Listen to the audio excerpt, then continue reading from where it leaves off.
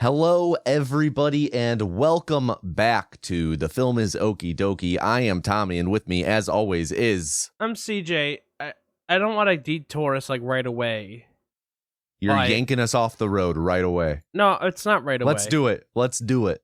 Why are you I saying see a this tree right I want to see I see a tree I want to aim for. Let's steer into it. Have people ever complimented your voice? You, all the time. Yeah, not me. I'm saying other people. I get a lot of YouTube comments about it.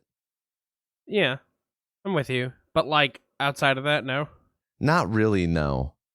I actually get... this isn't a brag, because I'm actually going somewhere with this. I get it a lot. I get, like, people say it's a radio voice a lot. And I don't think so. If I heard my voice on the radio, I'd change the channel. Okay. And... what are the qualities that you hear in my voice that make you think that people would think that it's a radio voice? So what qualities do I hear that I think other people would like in it? So not necessarily what do I think would make, what do I think about your voice makes it a radio quality voice? It's more, what do I think others might think about your voice makes it radio quality? I guess both are fine. I'm interested in both answers, but... Okay. Like, someone said that to me at GDQ that I didn't know, and I was like, I don't know you. And are you being rude? I don't know. How did they word it? Like, oh, you have such a radio voice. A client said that, not a client, someone adjacent to a client said that to me on a call at work the other day. And ever since then, I've been like, I think that guy was telling me to fuck off. Maybe he was hitting on you. Oh, maybe. Maybe. Bumble. Well, Grindr. No, not Grindr. It reminds me of sandwiches. Wait, did you see that guy on Jeopardy who like everyone was clamoring for online because he was super hot? And you told me about this at GDQ. Jeopardy, yeah. For the viewers, if you haven't heard, for Final Jeopardy, he wrote down the answer Tinder, the dating app, but he spelled it without the E, so it was like Grinder. And everyone online was like, oh, he kind of he told on himself a little bit, and they were laughing at it. Not that anything's wrong with Grindr, other than it's not the place to be to meet people. Question. Yeah. So before we get back to my original question, what do you call a submarine sandwich? A sub? You call it a sub? Yeah. Okay. As opposed, what are other options like a grinder? Or no, a po' boy. No, not really. Okay. There are places near me that call their sandwiches their subs those, but generally just a sub. Yeah, I call them a sub shop. A sub shop? Yeah, if a place that sells sandwiches like that, that's a sub shop. But what about the sandwich itself? You don't call this a sub. Okay, I was gonna say you call your submarine sandwiches a sub shop. No, some people around here have been trying to get Sammy to stick. Like, I'm gonna go get the Sammy. I went on a business trip, and they were very particular. We're getting so far away from my original thing. I went on a business trip, and they were like, you have to order from the menu exactly how it says on the menu, or they won't give it to you. And so I wanted something on the menu. It was like the Philly cheesesteak and pepper jack sandos, but that's what they call them, were sandos, not sandwiches. So I tried saying sandwiches, and the waitress was like, you have to call them sandos. And I was like, what the fuck? Okay, fine. Can I have the Philly cheesesteak and the pepper jack sando? So this is like a venti grande, whatever the other Starbucks size is situation. It was like a speakeasy place, but like they had they were really into their own shit. Did you hear? They outlawed submarine sandwiches. Oh my god! Oh, good thing we got the sub speakeasy it's not like around the corner. Prohibition. It was just like it wasn't like that. It was like they were being very like coy and like You have to know the code to get in here. I hate coy motherfuckers. Let me spit in your mouth if you're coy. Fuck you. Getting back to what we were talking about. Radio voice. You know, I don't know. You have a radio voice. I don't agree with that. And when I hear you speak, it's hard for me to think about what someone might think would be a radio voice about it. Because when I hear you, I just think, oh, that's CJ. That's my friend CJ. Yeah. So it's very hard for me to separate the two and think of you in that setting. If you know what it is. I think they're full of shit. You know what it is it's not that you've got a voice for radio, CJ. It's that you got a face and voice for television. I have a face for television? You have a face and voice for television. What does that mean? That means we got to get you on a screen somewhere. We got to get you in front of the camera that's filming a Super Bowl commercial. We just got to get you like 60 seconds unfiltered in front of the globe. That sounds awful. If you had 60 seconds unfiltered in front of the globe, what would you do? What would you say? I'd probably fucking waste it is what I would do. How would you waste it? I would blow it. I don't know. Who would you blow? No, not hey, would you blow? No, stop. No. I actually did want to pivot. Yeah. This is relevant. We actually had fan of the show, Kat, Tora Catherine in the Discord server, went to the Detroit Auto Show. Did you see this? Yes, I did. She went to the Detroit Auto Show and she actually saw the Jeep from Jurassic Park. Yes, the Jeep that they ride in before they are on the track. They are in the Jeep, right? Because then for the rest of the movie, they're in the Ford Wrangler. The very important, canonically accurate Jeep Wrangler. It even has a placard that's set on the floor. It does, yeah. When you need a vehicle equipped for touring a dinosaur theme park, nothing will suffice but a Jeep. Excuse me, they literally use Ford Explorers in the movie! Oh, I don't know about that, but it does have the VIN number, which I think is interesting, and its exact mileage. Oh, we should dox the fuck out of this Jeep. No, you shouldn't, but I think it'd be really interesting to look up the Carfax on this car. Yeah. I'll work on that right now. It is not free to look up a Carfax on a car you don't own, so keep that in mind. Damn, I will not get on that. It is also a manual transmission, which I also think is interesting. It has the tow winch on it, which is also really cool. It has the license plate. It has all the little decals and stuff on it, and obviously, it is Don't obviously forget, it correct. has the wheels, and it also has the door. Don't forget, it also has a spare tire. It's behind. Forget it has ropes. a steering wheel. It's behind ropes. We can't forget it also is a Jeep. It's a ragtop. I don't think that the ones in the movie were ragtops. Let me find out. Well, don't they step on the car?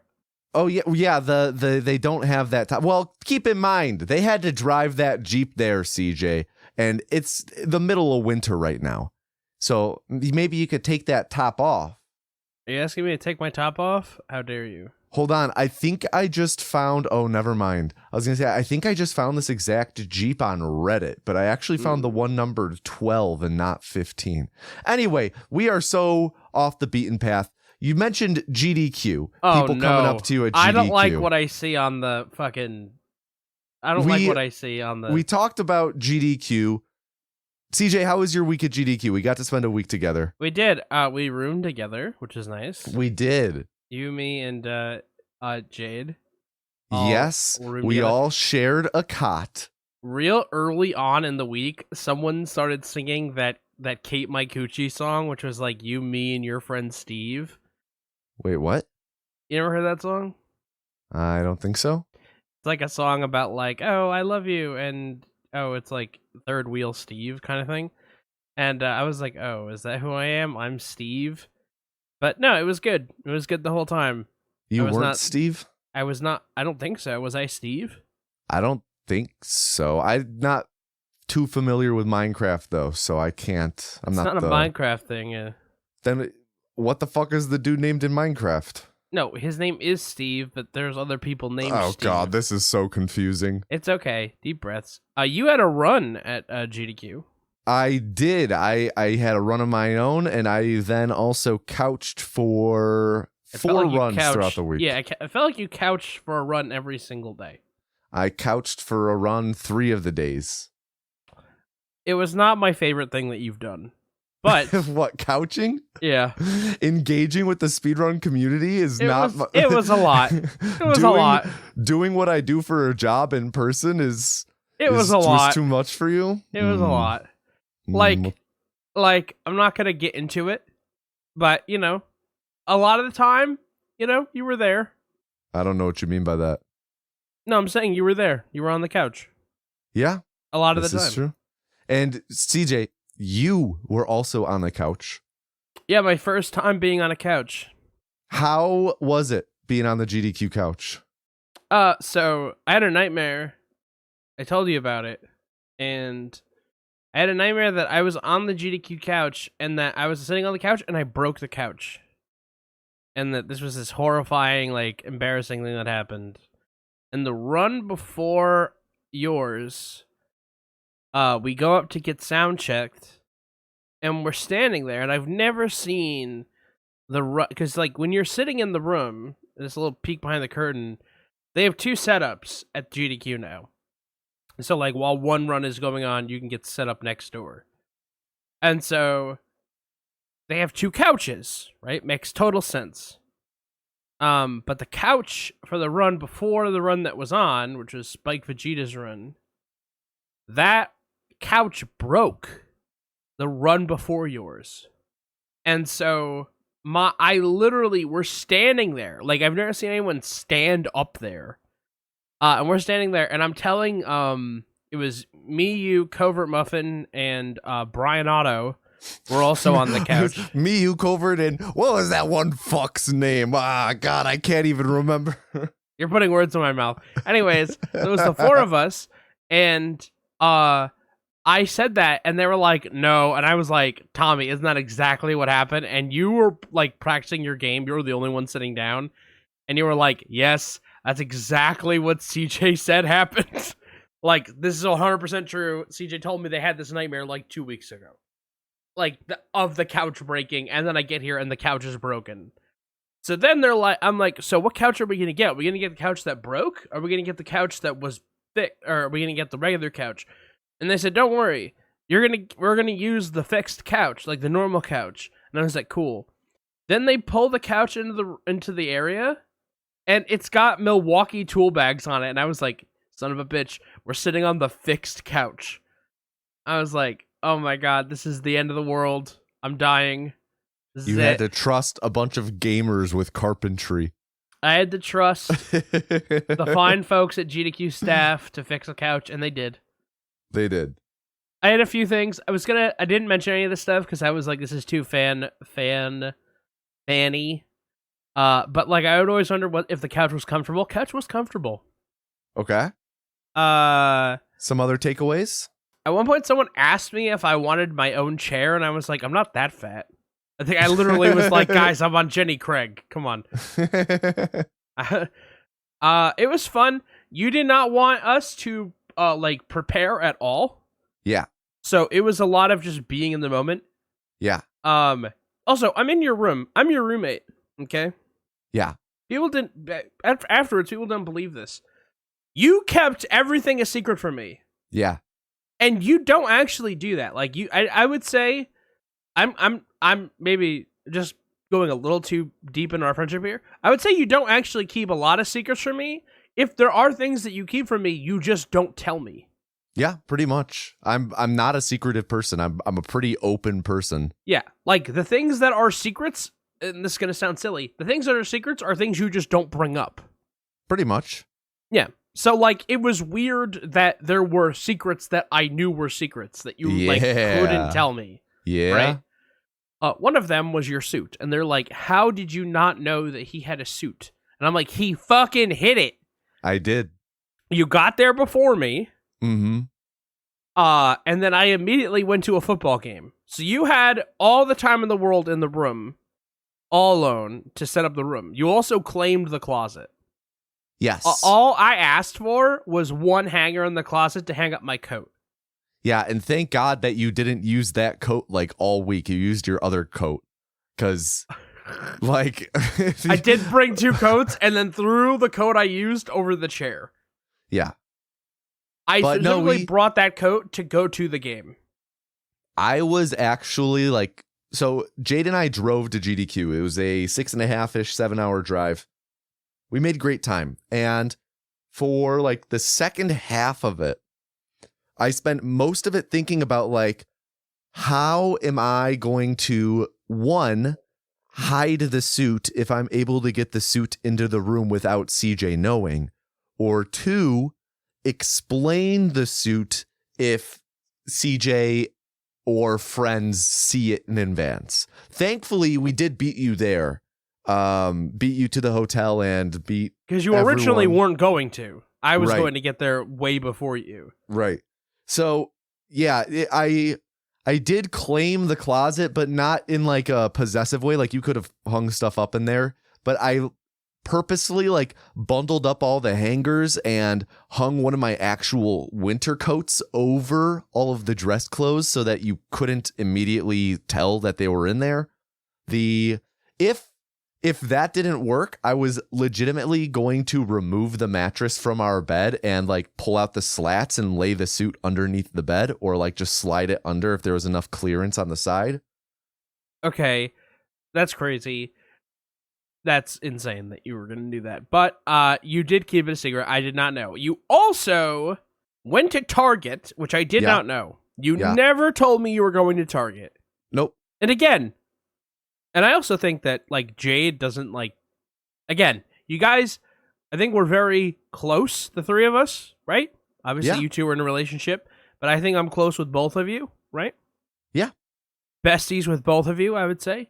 And it's not like we keep secrets from each other. So it's like, it was weird that you guys went to Target and didn't tell me? Well, granted...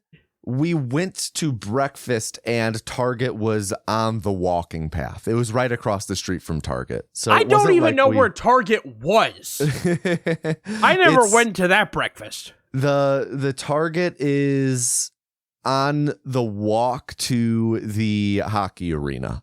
Oh, that way. Yeah. Oh, okay, I know where it is. Yeah. We never went that way again. Yeah. And Jade and I went to the Speckled Egg. I think it was the day before my run, and we just the 2 of us went out to breakfast. Yeah. And we went there, and we stopped at Target on the way back and hid the flowers first in the corner of the room behind a pillow.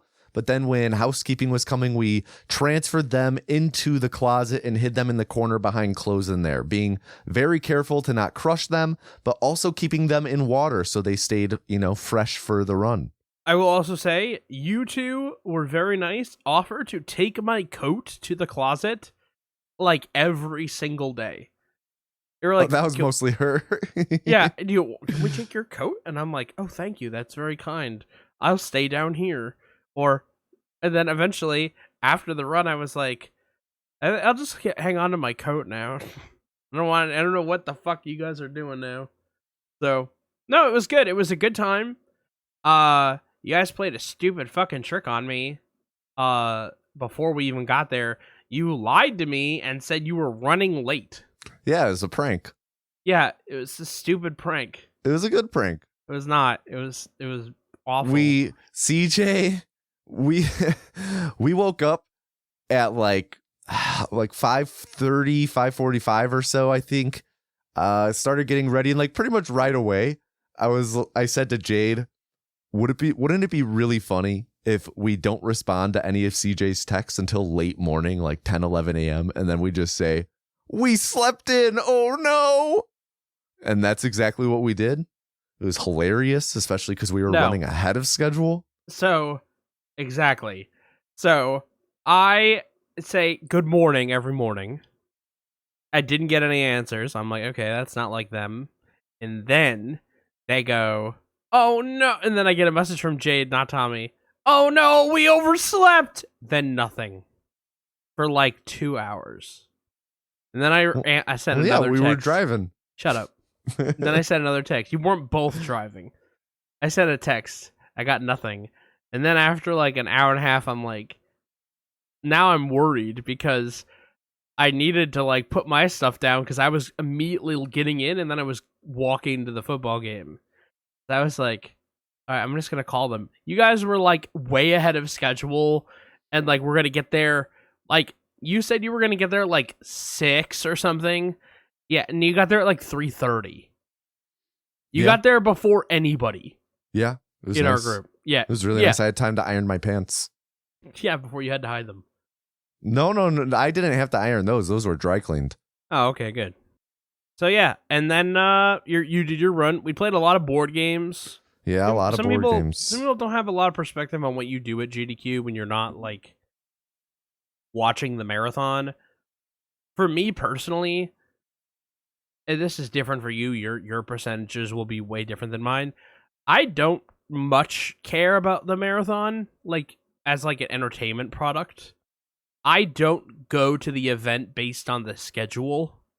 You know, I know some people like look at the schedule and are like book it like they're going to a concert. Like, oh well, like on day 3 I get to see the Rolling Stones. You know, like they book it like a festival. Like, no, I don't do it like that. I'm going to see my friends. I'm going to hang out. We're going to go eat. We're going to hang out. We're going to go to a hockey game. We're going to play games. We're going to, do whatever. And that's like 70 to 80% of my experience was that. And then I'd say more than ever before, I was in the stream room 20% of the time, which may not seem like a lot if you've never been at GDQ and you don't know, but that's the most I've ever been in the stream room ever was this year. I watched a ton of runs this year compared to normal in the stream room, which I never do. I'll watch them in the room. I watched every run that you did.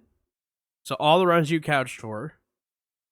I was physically in your run, so I watched that. And then I watched the ones that you wanted to watch. So. And what was your favorite run that you watched? Oh, the Crazy Taxi one is like an experience. So that probably doesn't count. No, I think that counts.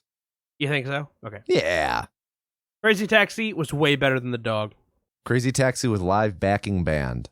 Yes. But Call of Duty 4 was pretty hype. Yeah, that was a great run. Yeah. Ran by our friend, that fucking guy. Yeah, Brian Otto. Yeah.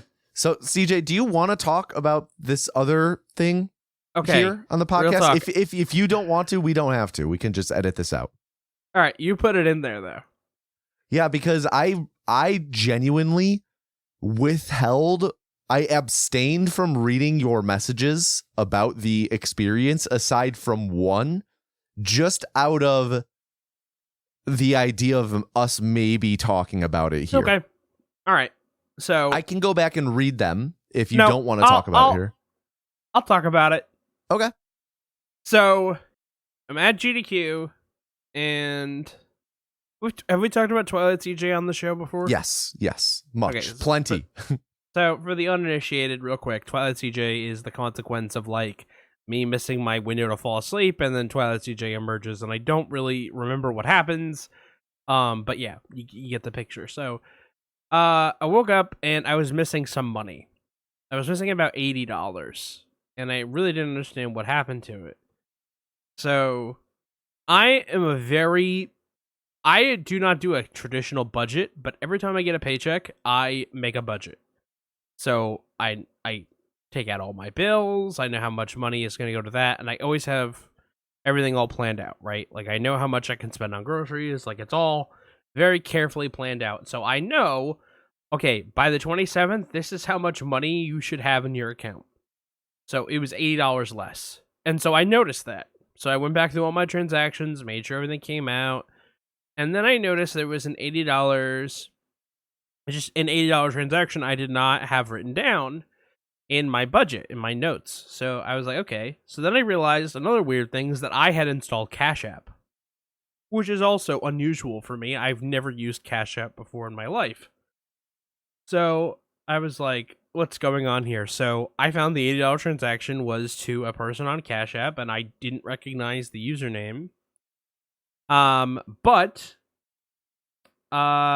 what I was able to determine that morning at GDQ was that a week prior, Twilight CJ had booked a dominatrix for the following, not week, the week after. So 2 weeks in advance for a texting only domination session.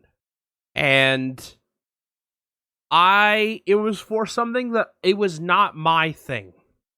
Right. You kept emphasizing that at GDQ when you were telling this story, which you refused to tell all of us except for one. Shout out Critter, Gaffy And Taffy. then I later told Balin. That's news to me. Because she pressured me. So that's all we had to do is pressure you? A little bit, yeah. I crack under pressure. So she got to me, and she really, really wanted to know, and she kept the secret. So you kept hidden what the, I guess, kink / fetish of this was. Her specialty, her kink. So everyone wants to see the Instagram, because I found her on Instagram. I started texting. I've never followed. I literally found her on Instagram and started messaging her, and then immediately got into the money, and then sent her the money, and we booked it. And she books 2 weeks in advance, which is why all this happened. And I didn't notice it right away, because the way that my paychecks kind of work is that I'll pay all my things on like the 15th, but they don't all come out on the 15th, right? They take a few days to process. So when it happened, it came out that day, but I didn't notice it right away because I didn't see all the other transactions hadn't come out yet. You see what I'm saying? So it was totally plausible that it took me a couple days. And the only reason I noticed it was because I was at GDQ checking how much money I had left for vacation, and I didn't have as much money as I thought I did. So so you don't know. You did not read the update. That's all. This is all you know. I know what the gimmick. I know what her gimmick is. Okay. I did read what the gimmick is. So the gimmick was, for those listening at home, the gimmick is that she's a horse lady. She trains pony girls and pony boys. Okay. So she is the pony trainer. You would be the pony. Yes, I'd be the horse. Okay. So CJ, why didn't you ask for your money back? I did. 2, CJ, why didn't you just do a reversal? I paid with a debit card. 3, CJ, why did you do this at all? Because I thought it'd be funny. And by the way, I should get some respect for that, because I think this is kind of funny, but it is also a little too close to personal for me. So I do have some questions. I might have some answers. Okay. We can edit any of these questions out if you'd like. If you don't want to answer and you don't want people to have heard that I asked them. That's fine. I'm also fine if we want to leave it in and let the official beta listener give her feedback on if we should leave them in or not. Maybe. All right. So you said that you were the pony, the horse being trained. Yeah. So under this assumption, we're out. It's a texting session. Yes. She was no pictures. She was texting a horse. She was like, so imagine like she catches you in the barn. Okay. And then she's making you into the horse.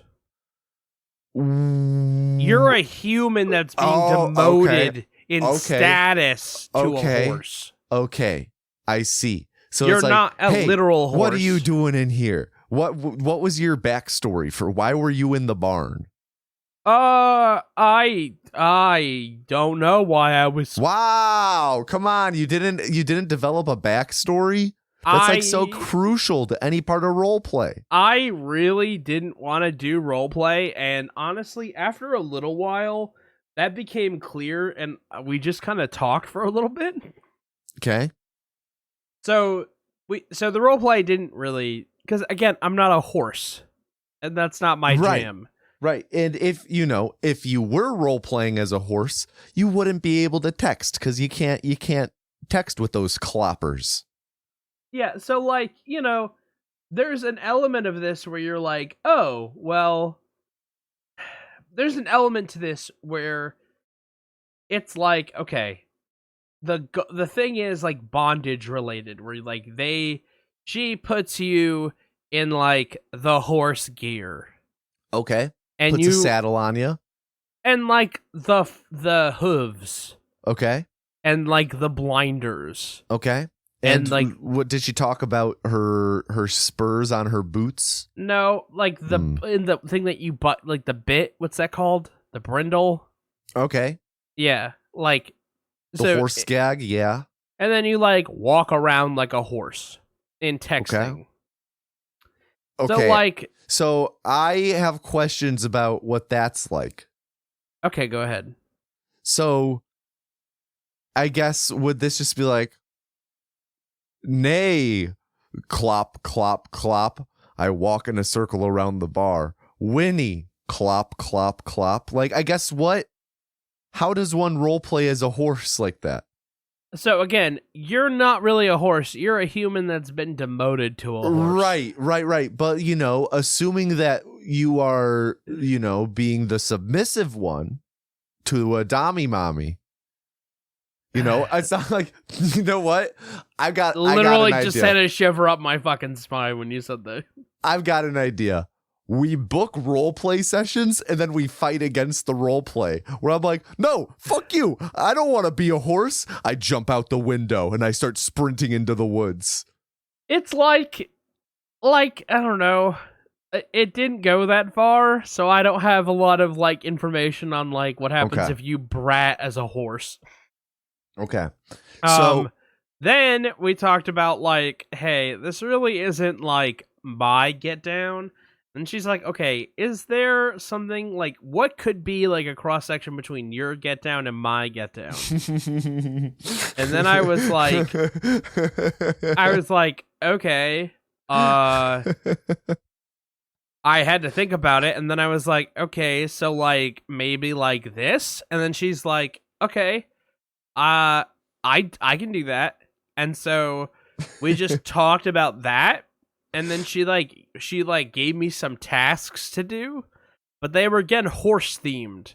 And I was like, I was gonna say what? She's like, all right, let's find the Venn diagram overlap here. What are you into? I don't know. I really like shower porn. All right, I'm hosing down the horse outside the barn. It really kept coming back to horses, and like listen, it wasn't like it wasn't like I was like, hey, I'm into like shower porn. It was like, okay, what if here's just an example, right?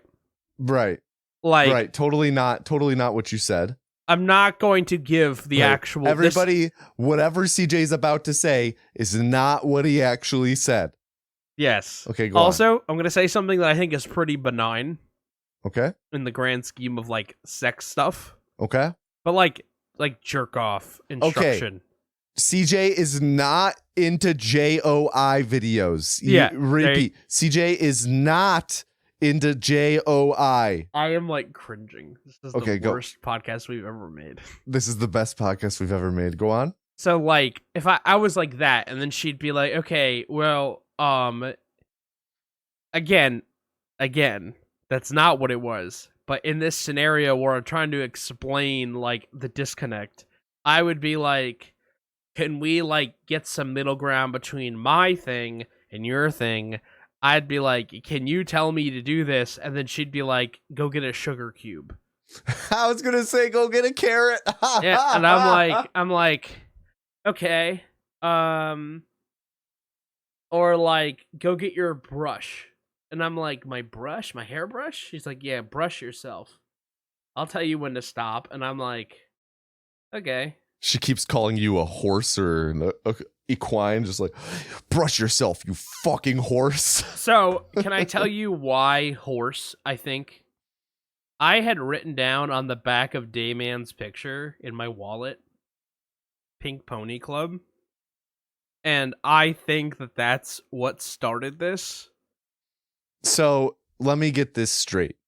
Twilight CJ was looking at the back of a photo of Dayman. I don't think I was the first looking ever at it. guest I think it here was just something on I the could film write Okie on. Dokie. I think it was just something to write on. It was So in my wallet. Wait, you found? I'm confused. Was Pink Pony Club written on the back of the photo before or after Twilight CJ emerged and booked this? I think Pink Pony Club was the impetus for hiring the pony lady. So what I'm asking though is like, did Twilight CJ write Pink Pony Club and then in succession set up the pony lady date? Or was Pink Pony Club already written on the back of the photo and Twilight CJ happened to read that and then that was spurred on? It is impossible to determine. That is a chicken and egg scenario.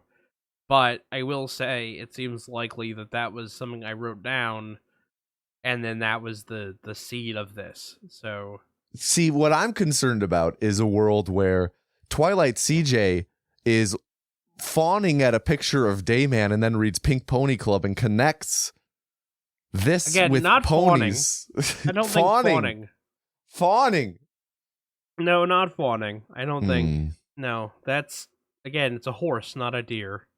At the end of the day, we ultimately pivoted, right? Like she pivoted into something that was more like in my lane, and it ended up more in like a non-sexual space, which I preferred, by the way.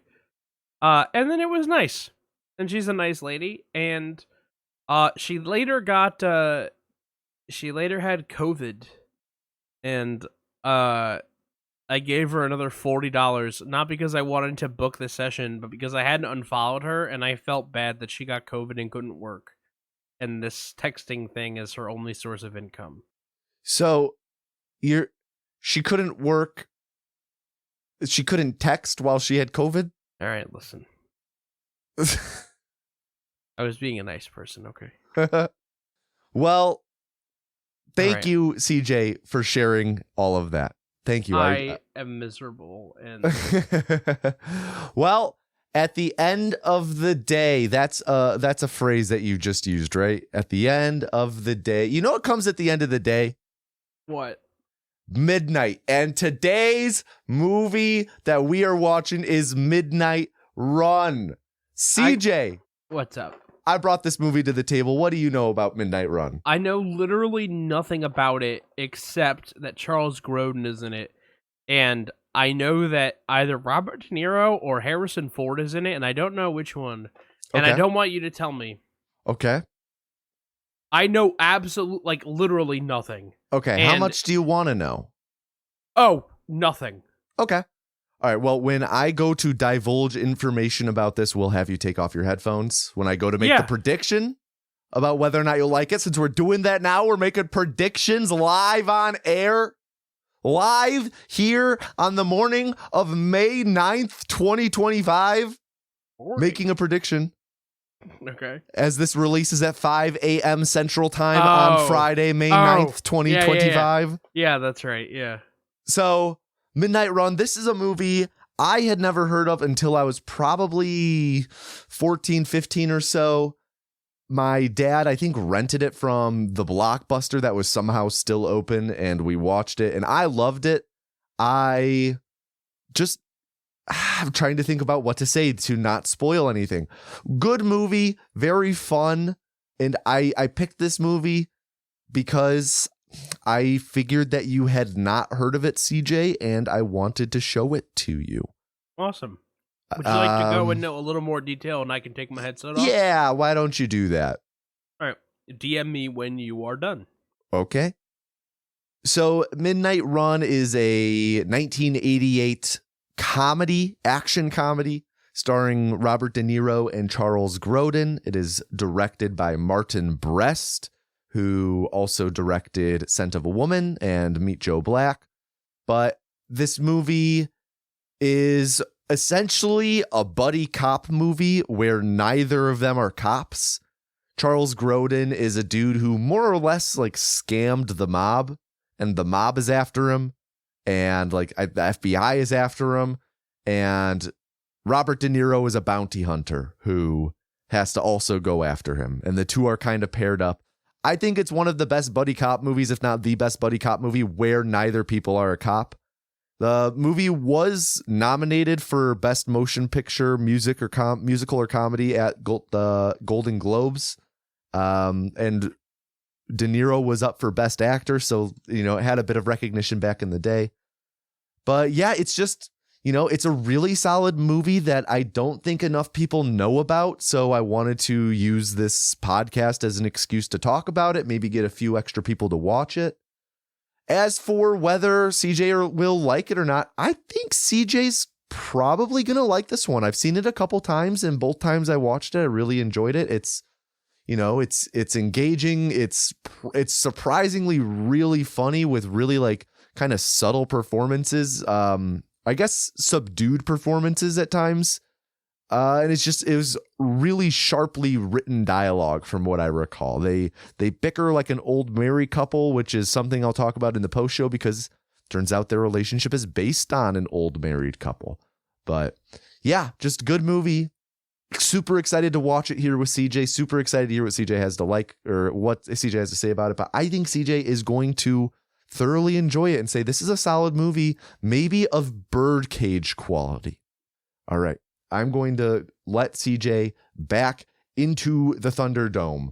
The Thunderdome awaits, is what I just sent CJ. I return. Welcome back to the Thunderdome. Thought we were watching Midnight Run. Yes, and it's all about Mad Max in the Thunderdome. This is actually Mad Max 3.5. Okay. Well, CJ, do you have anything else to add before we transition into the movie? In my defense, I don't. I also have bought things while Twilight CJ, so it's not like I'm just into sex stuff. All right. And ladies, gentlemen, MBs, we are now going to go and watch the movie. If you want to watch it with us, as always, there is a link in the show notes. Otherwise, just stick around. Bye. Later, Gator. Written by George Gallo. Martin Brest? Martin Brest, yeah. He's my breast friend. I thought Pony Chick was your breast friend. Don't call Jade Pony Chick. Whoa. Are you saying you're breast friends with my partner? What the fuck?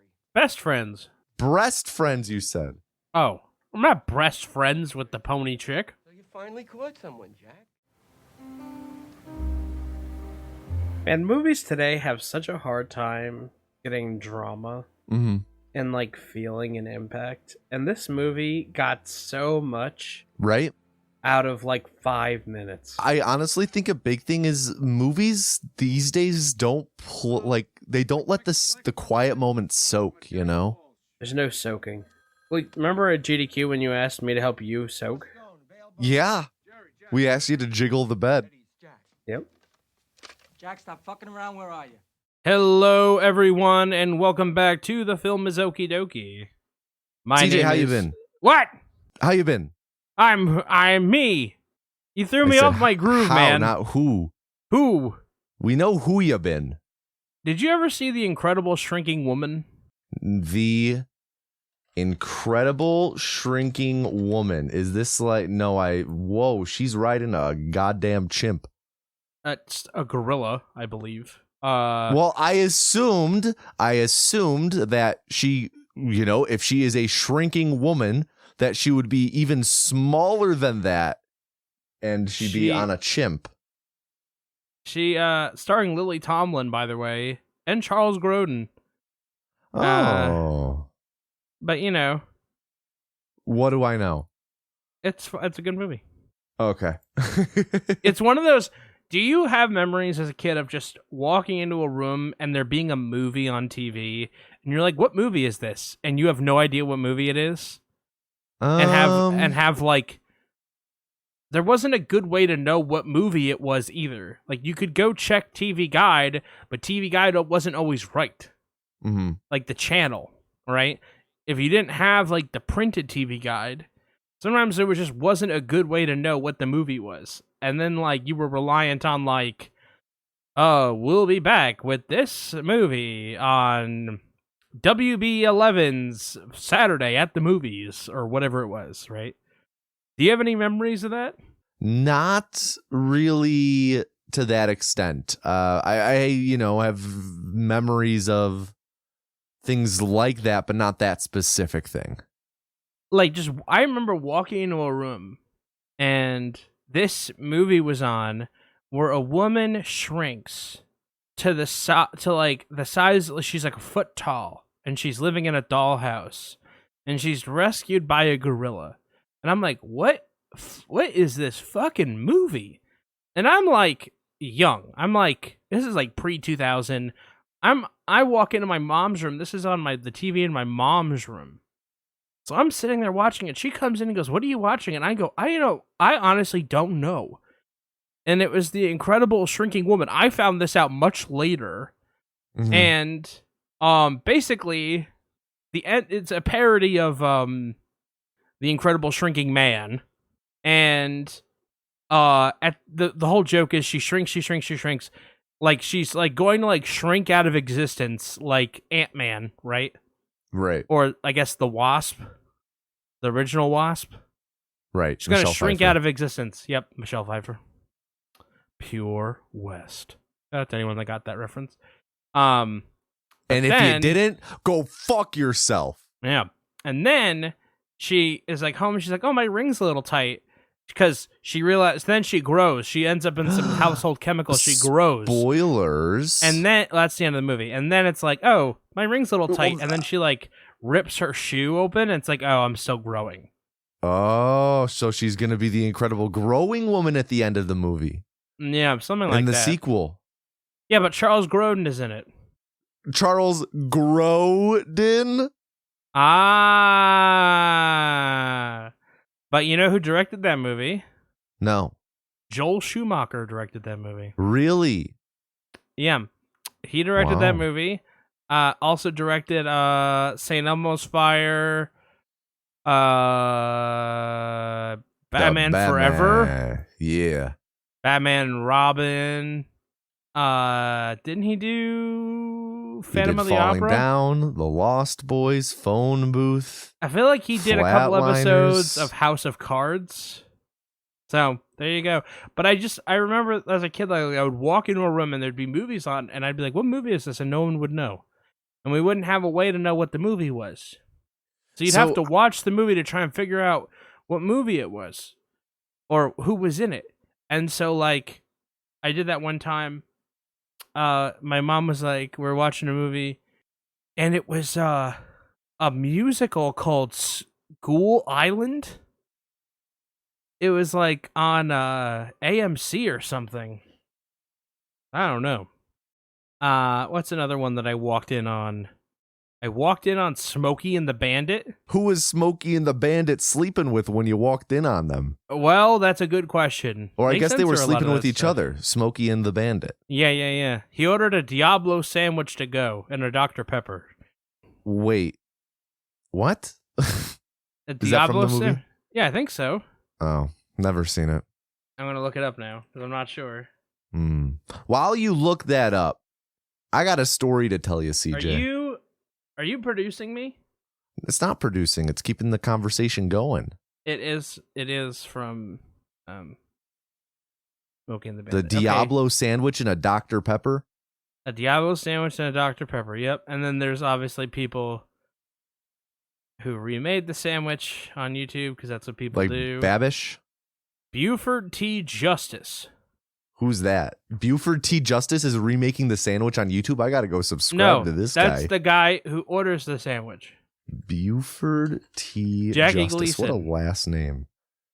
Oh, wow. Look at him. Wow. He would order this Diablo sandwich and complain about heartburn and acid reflux 20 minutes later. What is this face? Oh, I am sending you this image I just found, CJ. Tell me this is Photoshop. Oh, okay. Is All that right. Photoshop? Well, something. I Googled Buford T. Justice, the viewer, so you guys know. And I found a picture that looks to be an amalgamation of this character and the scary face Bilbo Baggins makes in Fellowship. Well, you were segueing into something or other about something you did recently. Yes. Not just myself, but also Jade. Okay, hi Jade, So- friend of the show, former Friend of the guest. show, former guest. Will she be a guest again? Who knows? She has an open invitation. So, as you know, CJ, Jade and I are very Together. sure. That's one word. We're Oh, very wow, you're thorough. not? No, we are. Good. No, we're very thorough with our movie viewing. We have a huge list on our phone. We have a giant spreadsheet to keep track of all the movies we see together and want to see together. And we've been keeping track of this throughout our entire timeline of dating. And we have been slowly approaching our 100th film. And we have been, theorizing for a bit and deliberating and, speculating what our 100th film together would be. Okay. That's just the preliminary setup. So side note, these are kind of two stories in one. Second story, we'll get back to that first one. We're already leaving it. A movie that came out just in the past week or two called Wolfman. If you're listening to this podcast, if you listen to us this recording of us talking next week, I'm sure it would be on streaming already. This thing's going to be on streaming yesterday. So we have been Doesn't seeing have that trailers. lady. It's the lady from what's that movie with that show with the Jason Bateman? She's in it. Julia Ozark. Garner, Ozark. Yes. She's in Ozark. Yes. Yeah. So we have been seeing Marty. trailers for Wolfman for months, and it's directed by Leigh Whannell, who directed The Invisible Man in 2020, which I was a huge fan of. And I was really looking forward to this, his next adaptation of a classic Universal monster. And there was some pretty interesting stuff in the trailer. And every time we've seen this trailer, I have turned to Jade and I've said, I'm so freaking excited for this movie. It's going to be so good. And she would just laugh and be like, it's not going to be good. It does not look good. And it just kind of turned into this recurring bit for us. Anytime we saw the trailer anywhere, TV spot, we would do this routine. And it then became an even bigger thing because we were at Christmas and my dad, the trailer came on TV when we were there, and my dad unprompted was like, oh, I'm so excited for that movie. It just turned into this bigger and bigger thing. So this hype has been built, quote, hype has been building for Wolfman this entire time. And eventually, near the end of December, beginning of January, as we're seeing movies and whatnot and seeing the Wolfman thing, we're often talking about we're speculating on what our 100th film will be more and more. And we're like, oh, what if it's Wolfman? What if it's Wolfman? That'd be a pretty funny 100th movie to see together. But it was part of the bit that's this, 100th movie milestone is going to end up being Wolfman. That'd be a hilarious outcome. And as we got closer and closer to 100, we were like, all right, we're not going to do the Wolfman bit. We're not going to go see it for 100. So going into this past weekend, we had seen 96 films together. And we had plans to watch 3 films this past weekend. We planned to watch Raw on Saturday. We watched Presence in theaters on Saturday night. And then we went and saw Wolfman on Sunday. And throughout the weekend, we're like, well, 97, 98, 99. And we were looking, Jade was looking at the AMC app, and they have something that runs about, it looks like twice a month, called Screen Unseen, where you pay a discounted rate to go see a movie on a Monday night, and you don't know what you're seeing until it's showtime. It was like $6 tickets, and you go, and normally for Screen Unseen, it is a unreleased movie releasing probably in the next week or two, and it's normally not horror, but they also have an alternative sometimes called Scream Unseen, where it's the same exact deal, but it is a new horror movie. It is horror. So Scream Unseen was happening last night. We were going to see a random film in theaters, and we were like saying to each other, man, this is a really cool experience to be our 100th film, because one, we love to watch random movies together on occasion. We literally sit down and go to my Plex library and hit the shuffle button and see what movie comes up, and we'll watch it. So we're like, how cool is it that this big milestone film for our relationship is going to be that exact thing, but in a theater experience and with a bunch of other people who are also willing to go see a random movie. So we bought the tickets over the weekend, and we were like, all right, here we go. We're locked in for film number 100. So Sunday night, we had seen Wolfman during the day, and I'm making dinner, and I hear Jade exclaim from the other room. And I go, what's up? And she's looking at our spreadsheet and our like letterboxed list that we share privately that has all of our films that we've seen together. And she's like, oh no, there's a film missing. We had forgotten to log one film that we watched together in our master sheet of films we've seen together. Do you want to take a guess what movie it was that was missing? Ocean's 11. No, but you're close. Pulp Fiction. No. What else did we watch? Is it a movie we watched? Yeah. Vertigo. No. How many other movies did we watch? We watched one. The 3 of us. We did it over Discord. Oh, V for Vendetta? Yes. You guys One didn't of log V for Vendetta? We forgot to add V for Vendetta to our letterboxed list, which is like the quick way for us to tell how many films we watched. So the okie dokie film that we watched together ended up getting added, which made us realize Wolfman ended up being our 100th film, despite our best efforts and intentions otherwise. Oh, gross. But I gotta be honest, wouldn't have rather had it happen any other way. So you guys went and saw Wolfman. It's going to be on streaming yesterday. Well, yeah. Of course. I mean, we got the AMC list, so we're like, well, I want to see it, and so we go see it in theaters. It's the best place to see a film. And so what is that? That's you get to go see the movie? What? AMC A-list is you pay like $24 a month, and you can see 3 films a week. Oh, okay.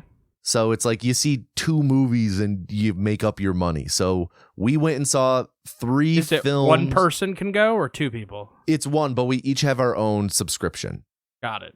So like we saw a film in theaters on Saturday, Sunday, and Monday, 3 days in a row. That's like almost $100 in ticket sales right there. That when does the week reset? I believe that's a good question. I think it's just like every Monday it resets, but it might be something weird like Wednesday or Thursday based on when films premiere and whatnot. You know, it's funny. I remember there was a push at one point, like maybe like 8 or 10 years ago, for like these like movie club where you could like pay for a month and you could see unlimited movies. Yes, Movie Pass. And was then a I big feel thing. like it went away. Yes, Movie Pass was a really big thing. It launched in the early 2010s. Yeah. And then like late 2019, like membership absolutely blew up in like 2018. And then by late 2019, they had to shut down because of financial issues. So it doesn't exist anymore. I think it was started back. Yeah, it was relaunched. I'm looking right now. It looks like it was relaunched in 2022, but it's not the same level of thing, you know. It's kind of different now because they can't do that anymore. They can't afford it. No. So I'm trying to. You keep going with your story. So what was the movie that you saw? We ended up seeing Companion, which is a new movie starring Jack Quaid and Sophie Thatcher.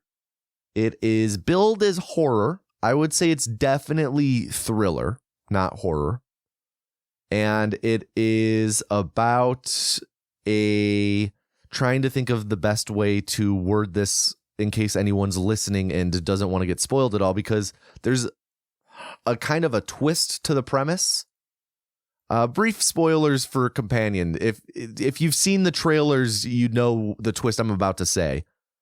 Essentially, she is a she is a sex bot, but she doesn't know it, and he jailbroke her. What? Yeah, she is a sex bot. She like looks like a person, acts like a person, but she is like a sex bot for Jack Quaid. And she and him are going on this like kind of like getaway with their friends at a remote cabin, remote like estate, I would say. And it was really good. That's like, I would say like the initial twist that you find that out that she's this sex bot like a third of the way through the movie, if not even. They tell you about it in the trailer, but there are more twists. It's I'll talk about it later. No, I'm that's not an official rec. But yeah, we saw that. We saw Companion, which was really fun, really well written, really well thought out. I would say pretty clever. So that was a pretty good random movie to see. I am now curious what it would cost for me to go to the movies, because there's a movie coming up that I want to see. What's that? I want to go see Captain America: Brave New World. Yeah, that is coming out in weeks for us. Yes, a couple weeks. And that movie will have already been out by the time that you listen to this. And you know what? That movie was just okay. You know, it was really crazy when they showed Red Hulk's penis that many times. Yeah, especially with all the jerking off he did with his feet with it. That was I didn't realize someone so big and muscular could be so flexible. I almost threw up with the way his legs were bending like that. So for me to go to the movies, I think I've told you my system. I buy the seat next to me. Yes. $32. That way no one will ever be sitting next to you. Right. $32.50. Wow. Yeah. That is expensive. Yeah. It's for a 6:00 movie. You know? Wow. I'll buy them when I get closer, but you know. Yeah. Yeah. Well, be careful. You don't know. It might get sold out. For the only movies that I genuinely worry about people actually buying tickets to go see, the point where I won't be able to not sit next to somebody, are Marvel movies. Yeah. That is also a VIP ticket. That seat it's like a powered recliner. You have extra leg room. You have like a table. You have a little usher who will run out and sit down on all fours for you to put your feet up on his back. No, it's a powered recliner. No usher required. Well, no, they have that option as well in case you want to be really bougie. Can I vent about something at the movie theater? I just want water, but the Coke Freestyle machine doesn't have just water, so you have to buy a bottle of water. I want the piss jug. Can I give you a tip? Is it to smuggle in water? It's just to bring in your own water. That's against the rules, sir. CJ, you can bring fucking anything into the theater if you want. No. We bring in so much we went in, what movie was it? We saw a movie, maybe it was The Brutalist. Someone brought like a goddamn 3-course fast food meal into the theater. Dude, I remember back in the day, people would get their purses checked with a They flashlight. do not do that. No, they do not do that. I believe they don't do it, but it's still against the rules. I do not take credit for this. Support the cinemas. I do not take credit for this, but this like kind of saying, but there is an unspoken agreement between the viewers and the employees at the movie theater, where if you put in the bare minimum amount of effort to conceal what you are bringing in, they do not fucking care. I hear you, but how much bigger of a bottle of water am I going to bring in? I mean, how big is your bottle of water? Like, we're talking like a 32-ounce bottle of water. Yeah, that's probably bigger than what you can get there, and you'll save No, like that's $8. what I can buy. Okay, well, you'll still save like $8. Do you buy popcorn? Sometimes, usually not. We have been on a little bit of a popcorn kick lately, but that's mainly because we got AMC gift cards for Christmas. I gave you one. You did. You did. For your you gave us one, and anniversary. then you gave us one, and then my sister gave us a few. Well, all right. So yeah, we've been on a popcorn kick lately, but usually not. Like, if anything, we'll go to like Walgreens beforehand and get some candy and just You sneak that in. motherfucker. What? It's violating the social contract. No, the social contract is you conceal it with the bare minimum amount of effort, and they don't care. No, that's the social contract with the employees. I'm saying the social contract with the corporation.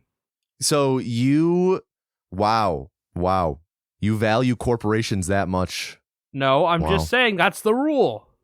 And they literally do not care. I follow all the rules. I'm a rule follower. That's your cross to bear. Speaking of bears, we watched Midnight I cannot Run. wait to see. Okay, and how? Okay, can I just ask where the bear is involved? Does a bear shit in the woods, son? Yeah. Well, then there you go. Anyway, we watched Midnight Run, starring We Bobby De Niro and Chucky Grodin. As they are most commonly called, yes. Yeah, but little Bobby. Yeah. We Bob. watched this a week Bob. ago. Good. We watched this a week ago. We've had a week to sit and stew on it. And CJ, I'm curious what your overall thoughts are on this film.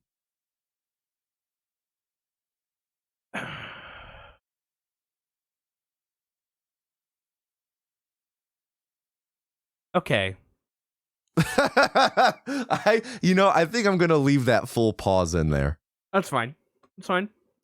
So, I want to start off by saying that something that I find really refreshing, and this is just an in general thing, I love and find so refreshing that there are still things in my life that can surprise me about something that I really like. And I really love movies, and I really like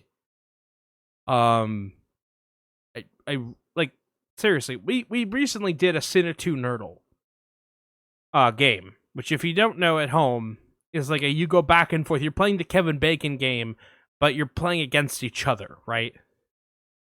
And me and you played, and we did like a best 2 out of 3, and you won. I'm not gonna say anything else, but we did a third game, and the third game went until like round 102. And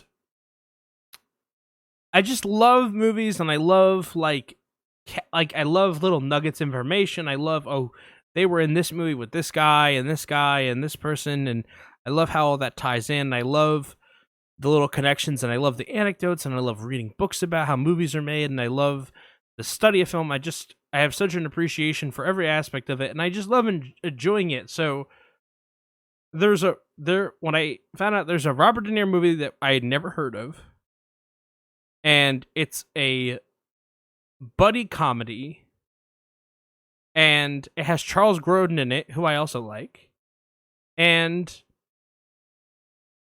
it was just a surprise.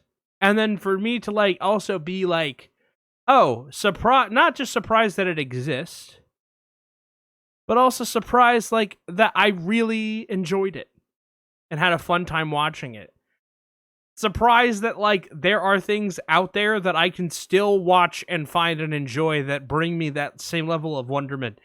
And to wit, one of them, I brought this up earlier, and I actually was going somewhere with this before I was produced.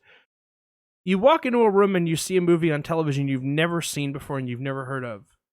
And I walked into a room one time, and there's a short guy in a suit and a creepy guy with a cane banging on the walls, whispering something into the walls. And I'm like creeped out by this scene. And then all of a sudden, a cartoon rabbit bursts out of the wall and says, 2 bits! And from then on, I'm watching Who Framed Roger Space Jam. Rabbit. Oh, One of my favorite movies as a kid, right? One of my absolute favorite movies as a kid.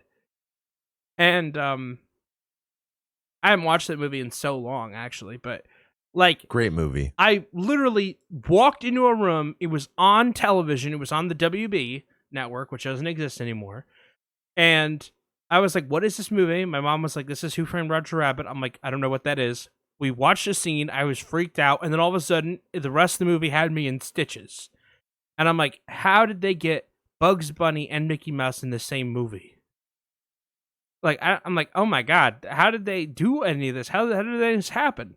Usually Yeah. they're both busy when you're filming. I know, right? How did they get them both in this? How did they Yeah. how'd they get all the cartoons to be in the same movie? So I was like, this is so incredible. And had just like this excitement and wonderment that I'm like, wow, there's like so much to like movies that I don't even know about. Right. And then like just having that, like, it's not the same, obviously, because I'm much older now, and you know, you just don't have that like surprise and wonderment is a diminishing return with age.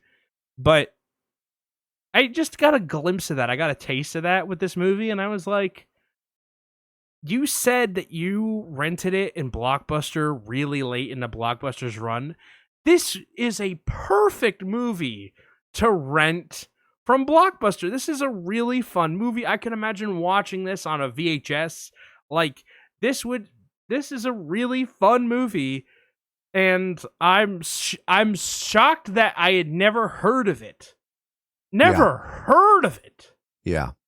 That it had been completely escaped me all these years, you know?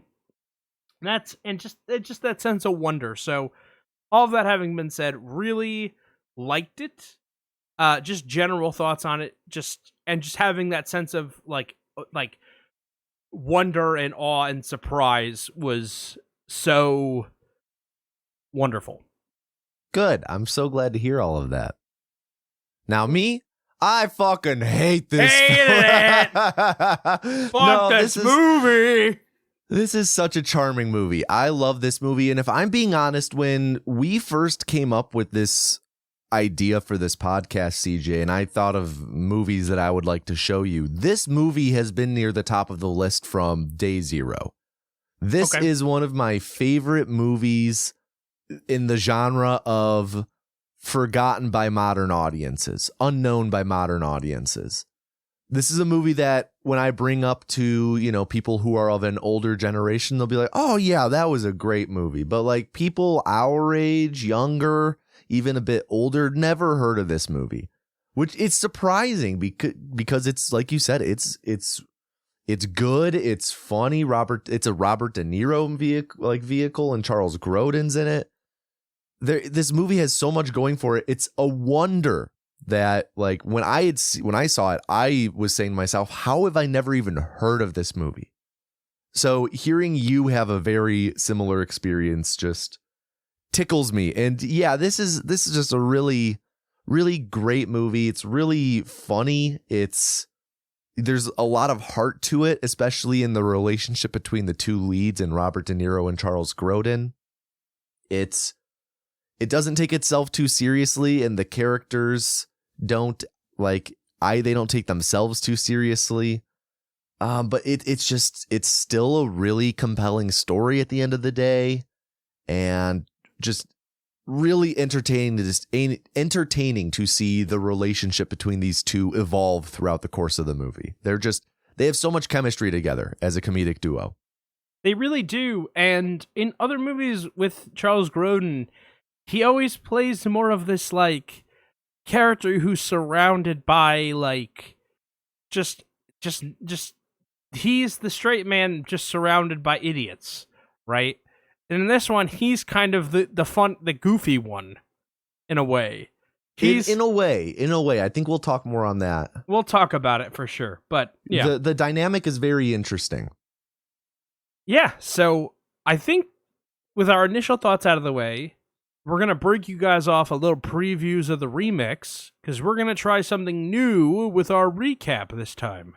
Yeah, so we're just going to try and kind of combine the recap with some talking points that we've put aside. Usually we'll go through the whole recap and then we'll jump into like talking points that contain both, you know, more observations, nitpicks, just joking about scenes. And then also include our, you know, analysis, our critiques, our, you know, talking about the filmmaking and stuff.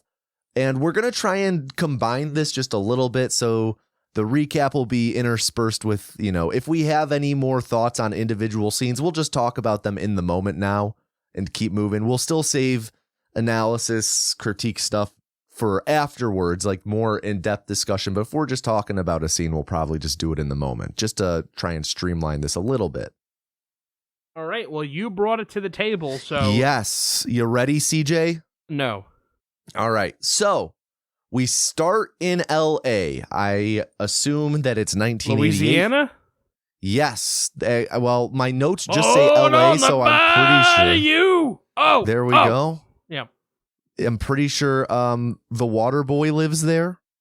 So we start in Los Angeles, and we open with Robert De Niro, who plays Jack Walsh. He's a bounty hunter. We open on him chasing down a bail jumper.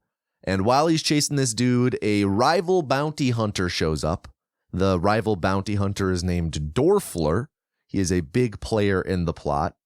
This rival bounty hunter, Dorfler, shows up, tries to steal the dude, but De Niro knocks him out, steals Dorfler's car, and drives off with the bail jumper to go turn him in to Joey Pants. Joey Pants is in this movie playing the bail bondsman who employs both Robert De Niro and Dorfler as bounty hunters and sets them up with bounties and whatnot. And he goes to talk to, De Niro goes to talk with him to turn in the bounty, and Joey Pants ends up telling him about Charles Grodin's character and hires him to track him down. So, in short, Charles Grodin is Jonathan Mardukas, the Duke. He was like an accountant or something like that.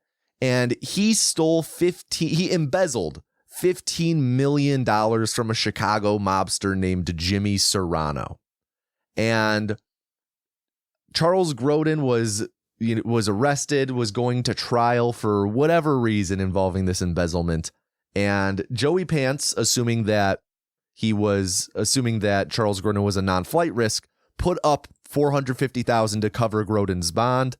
But he jumped bond, and De Niro is now being offered $100,000 to track down Grodin and turn him in. Joey Pants is like, oh, it should be easy. This should be like a quote midnight run. That's what it's called when it's like an easy movie. Yes, we both pointed. And we both went like in the moment. He has a deadline of Friday. I think the movie starts on like Monday or something. He has about a week to go and get him. So De Niro goes to a records office to get Grodin's address. Turns out he lives out in New York City. And while he's leaving, he gets picked up by an FBI agent named Alonzo Mosley. And the FBI agent, Alonzo, wants De Niro to just stay clear of Grodin. Alonzo Mosley plans to use Grodin as a witness against Jimmy Serrano, the mobster who he embezzled from. And if De Niro successfully retrieves Charles Grodin and turns him into Joey Pants, Grodin is going to end up in prison and where he will be killed by Serrano's men. So the FBI agent wants him to stay clear so he does not get arrested and can stay alive and be a witness. And De Niro's like, whatever, and he steals Mosley's FBI badge. He takes a plane to New York City, and on the plane, he does some 1988 Photoshop by putting his picture over Mosley, so now he has an FBI badge. And when he arrives in New York City, he is approached by some mobsters at the airport who know who he is and work for Jimmy Serrano, that mobster. and they offer him $1 million to turn Charles Grodin over to them. And De Niro is again like, whatever. And De Niro goes off. He surveils Grodin's wife for a bit, and ultimately that night breaks into Grodin's place and like apprehends him. And they turn right around, go back to, I'm assuming, JFK, and are hopping on a flight back to LA. But Grodin is like, I have a fear of flying. And then when they get on the plane, he has this crazy excessive panic attack, and they're forced off the plane because he's being disruptive. While they were at the airport and about to fly, De Niro called Joey Pants, and he's like, yo, just telling you, we're flying into LAX right now. But it turns out that Joey Pants, the bail bondsman, he has a wire on his phone by the FBI. The FBI is surveilling all of this, unbeknownst to them. Additionally, Joey Pants' assistant is an informant to the mob. So all of the information Robert De Niro tells Joey Pants is then relayed to both the FBI through the wiretap and then also the mob through the assistant. So we arrive at the premise of this movie. De Niro, who plays this loud, emotional, angry man, that's kind of how he's characterized, he is trying to forcibly take Charles Grodin, who has a much more calm demeanor. He's kind of calculating and he's very observant. Transport him across the country while being pursued by both the FBI and the mob. So that's our basic setup. They can't take a plane, so they go and they hop on a train, and they call Joey Pants about this while they're traveling. Side note, Charles Grodin is in handcuffs like almost this entire movie. And I mentioned this to CJ while we were watching it, but he actually ended up with permanent scars on his wrists from Charles how the Grodin, handcuffs. not me. Yes. Well, I mean, I gave you those scars on your wrist at GDQ. Hopefully with the they're not handcuffs. permanent. Oh, we'll check in a year. But Charles Grodin had permanent scarring to his wrists from having to have these handcuffs on for so long and how uncomfortable they actually were. But anyways, they're on this train. They call Joey Pants, tell him about it. It was also around this time that CJ and I realized that this movie is My Planes, Trains, and Automobiles. Where they tried to take a plane. They couldn't. Had to take a train. Ultimately can't.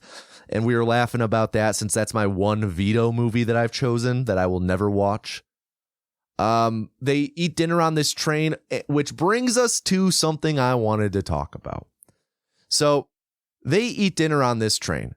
And afterwards, the scene is wrapping up. They are going to leave, and Robert De Niro leaves a tip of $2 on the table. Now, if you guys remember last episode, we had a very heated debate about tipping and CJ's tipping habits. And That's right. in this movie, in 1988, Robert De Niro leaves a $2 tip. And Charles Grodin looks at him and he's like, "You're leaving $2? You know what? Actually, I think I wrote down, yeah, $2. He leaves a $2 tip. And De Niro's like, that's 15%. And Grodin goes, that's 13%. These people depend on tips for a living. And then De Niro looks back and he looks like he's going to place another like additional tip down. The scene ends. We don't see it. But just had to call out how in 1988, there was a debate over 13% versus 15%. And I tip 15% or better. 15 to 17% is what you're tipping. You're maxing out at like 17%. You're maxing out at 17%. I tip 20% every time. And by the way, I beat the allegations while we were in person, which we didn't talk about. We didn't talk about it at all.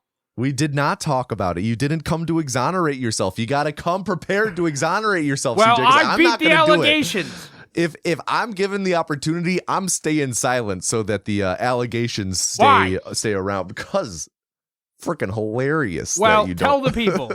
CJ tipped well while we were in Pittsburgh together.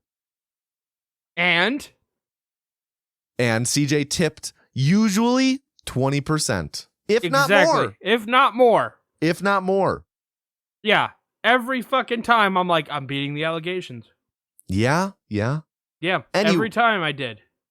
You did really well. I was proud of you. Yeah. Because you fuckers. It wasn't, and we gotta say, it wasn't just me and Jade. There were more people on you about this. Yeah, everyone. I'm a good tipper. I beat the allegations. You fucking were there. Yeah, no, you did good. You did good. I did well even. You changed your behavior for the better. No, I didn't change my behavior. It's just my behavior. Yeah, you're tipping. No, you change your tipping habits. I didn't change. This is my tipping habits. No, you started tipping better. I always tip good. I didn't tip poorly once. Well, there was that time when we were at that one restaurant and you put out the tip on the table. It was like 5 singles, and then then the waiter came by and the waiter didn't refill your water, and then the waiter walked away and you looked at us and you went, without even breaking eye contact, looked at all of us and went, shaking your head, and slowly brought your hand up onto the table and took one of the dollar bills and dragged it off the table. That didn't happen. We even talked about how gross that is that people do that. It was exactly This is our what new happened. bossy thing. This is the new flossy bossy. You won't fucking let it die. And then I get victim blamed. I'm getting victim blamed. CJ, you walk into it. You walk into his traps. I don't know where else to walk. Because the entire playing field is a trap. Exactly. The subway. Oh my goodness. Anyway, so they are on this train. The FBI, the mob, Joey Pants, they're all trying to play catch up. And this is where the wild card is introduced to the plot. Joey Pants ends up calling up that rival bounty hunter from the opening scene, Dorfler, tells him about the situation, and he sends him out to capture Grodin kind of as insurance. Plus, he's offering him way less money than he's offering De Niro, like $15,000 compared to De Niro's $100,000. So Dorfler, this rival bounty hunter, he shows up on the train and ambushes them, but De Niro gets the upper hand, apprehends him, and leaves him for the FBI to find. And De Niro and Grodin end up taking a bus to Chicago. They get off the train, they take a bus to Chicago, and there they plan to change buses, but when they get off the bus, they're ambushed by both the FBI and the mob. The route has been leaked through the informant and wiretapping from Joey Pants, so they've been waiting. The mob is like, they have like 5 guys on roofs with snipers, like semi-automatic snipers, and they're just like firing a spray of bullets at all these FBI officers who are like randomly firing back up at them. But De Niro and Grodin are able to escape by stealing Agent Mosley's car. And De Niro's from Chicago. He used to be an undercover cop here, and this is kind of when we get a bit more backstory with him. He was trying to bust a drug dealer in Chicago, but the police department was all corrupt, and they ended up turning on De Niro and framing him. And he ended up resigning as a result, and he became a bounty hunter. His wife left him, and he's still kind of hanging on the idea that his wife will get back with him, despite her having like been married for almost a decade, and she has like a 7-year-old son with her new husband. And De Niro has this broken watch he wears the whole movie that was like the first gift his wife ever gave him because he was always late. And they talk about this watch a fair bit throughout with like Charles Grodin making passing remarks about like De Niro checking this broken watch a lot. So they escape from this ambush of the FBI and the mobsters after getting off the bus. They steal the car and they need somewhere to hide, and they're in Chicago. So they go to De Niro's ex-wife's house. And she's very adult about him just showing up out of nowhere. She lets them just kind of like catch their breath there for a moment. She spots him some money. She's going to let him borrow her car to like continue their trip. He gets a nice moment getting to see his daughter. And it kind of serves as a moment to like show how far De Niro has kind of fallen, how separated from his family he really is, and how he's kind of like a stranger to them, but like he still cares about them and they still do genuinely care about him. He's had no contact with his daughter for like 8 years. Yeah, long time. Like, and they say that a bunch. Yeah, and you would think that might result in some resentment from the daughter, but it's actually like a really touching scene where like he hugs her, and like ultimately they go to leave, and the daughter runs out after him to give him a little extra money she had saved up. Like, please, daddy, take this. So they He didn't borrow. take it, right? I think he did, but it was only like a couple bucks. Like she was insistent Yeah, on it was it. like $180. What? Yeah. Holy shit! Oh, I I gotta don't go think he back and took check it. this. Let me. Oh wait, hold on. I've got the scene right here. Yeah, I don't think he took it. Can confirm he does not take the money. CJ, you are correct. Was it $180? I did not.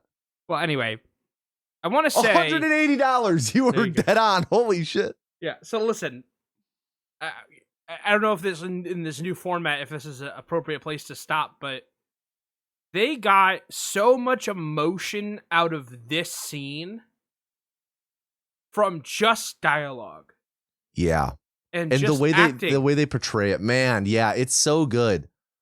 I feel like in another movie this could feel really empty in a way because his family, they're really not involved in the plot at all. They are so much more his backstory and so much more, you know, the filling in around, painting around the edges with this character, but it makes them feel it like it's so well done, this scene. It makes like it doesn't feel cheap. It feels like really realized and adds so much to the characters in this movie. Mhm.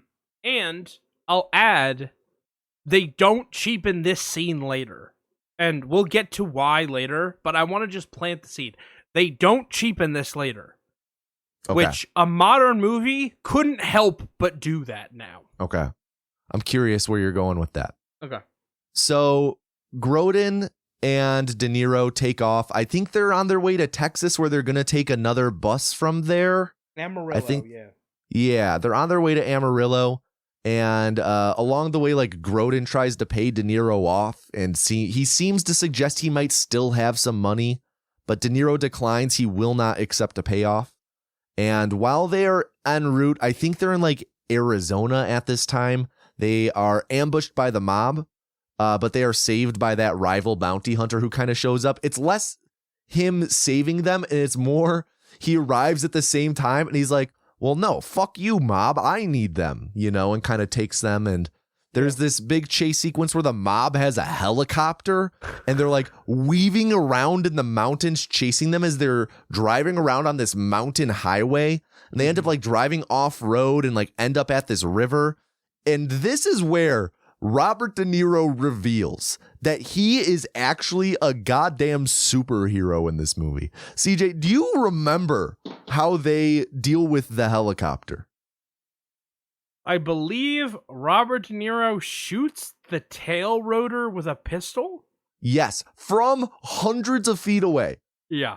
He he holds up his gun. We see him like lock in and he shoots like 2 bullets and one hits the tail rotor and the helicopter just starts spinning and spiraling and like crashes into one of the mountains. Yeah. It was absurd. Like what, like if there's one moment in this movie where I'm like, what the fuck was that? It was that. It I was believe so that good. still happens in Texas because then afterwards they end up hitching a ride on like a truck. Yes. Yeah. We're almost there. So The train ends up with, sorry, yeah. then We're they just end about- up in Arizona. Yes. So they shoot down the helicopter. They're in Texas. De Niro knocks out Dorfler, the bounty hunter, and handcuffs him to a car where he's eventually found by the FBI. And Grodin and De Niro end up in the river. I think it was Grodin fell in and De Niro jumps in after him and they end up in like some rapids. And then in that moment, Grodin ends up being the one to save De Niro because De Niro gets like caught up on a rock. They make this like deal about like, you're not going to turn me in if I save you. But he ends up being like, yeah, I fucking lied. I need to turn you in, whatever. So the two of them go walking off into this desert for a bit. And then they find that small farm where there's just some dudes in a truck and also a small like 2-seater plane. And while De Niro is distracted, Grodin actually hops into this plane and tries taking off. Because it turns out not only did he lie about his fear of flying, he's actually a pilot. He's an amateur pilot. He knows how to fucking fly planes. He was just lying to like prevent him from just showing up to LA immediately. De Niro's able to stop him from taking off and they end up, I think, stealing the dude's trucks. Did they like take it from him at gunpoint? Yeah, he's like, nope, No, I give it. He was done because after the plane thing, he was like, "Nope, I'm taking your truck." Then he's like, "You got to give him something." Yeah. And then he gives him Grodin's watch. Gotcha. Which ends up being important later, I think. Yes, that is important later. So they take this truck and they go to a nearby town. They have no money and they are starving. So Grodin's like, yo, give me that FBI badge. I've got an idea. And Grodin and De Niro go into this bar in this town, and Grodin kind of takes point and hustles the bartender and the manager there into thinking that they're, on the trail for counterfeit money. And they just hustle these two dudes on the fly. And it's really great kind of having the dynamic flipped where when they are like acting in the scene, Grodin is the authority figure between the two, listening, and De Niro's like listening and doing his orders and whatnot. Just like a great chemistry scene, and like is a really great moment to see how far they've come. I forget, I think it's a little earlier in the movie than this. There's a scene where De Niro, I think it's my favorite single moment in this movie. De Niro's in a phone booth, and he's talking to Joey Pants, and Joey Pants is getting on his nerves, and Grodin's standing right next to De Niro while he's on the phone. And De Niro says, like, if you don't do this, I'm gonna just fucking kill him. And then he like Grodin's looking at him like, oh my God. And De Niro puts the phone down for a second and just makes this like face and shakes his head like, oh no, I would never do that. Yeah, no, not just, really. Yeah, yeah, it's just like, I'm just bluffing, man. Like, it's just such a great little moment. Like, this movie so revolves around their relationship. They're just so good together. But they end up stealing a handful of 20s from this bar by pretending to look for counterfeits. They use it to go grocery shopping since they're so hungry. Then they go and jump on a moving train.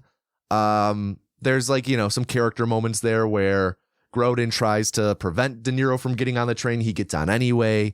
He handcuffs Grodin, and then they end up having a conversation about the family. I think this is where we learn De Niro's full backstory, where it turns out that the drug dealer who he was trying to bust in Chicago was Serrano, the mob boss, who like he's kind of working against right now. And it was Serrano who was paying the Chicago PD. So Serrano's like a very major player in both his backstory with him losing his job and marriage, and also the current plot.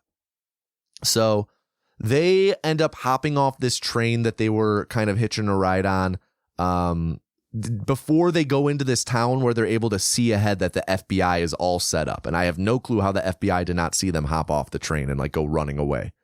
But they go to this town, they hotwire a car, and they start driving away to escape to the nearest airport, now knowing that Charles Grodin is not afraid of flying. And this leads to a huge chase involving like the FBI and a bunch of cops, and also Dorfler, that other bounty hunter, is involved. And it ultimately ends up with Dorfler and Grodin. Dorfler like apprehends Charles Grodin and leaves De Niro stranded out in the desert.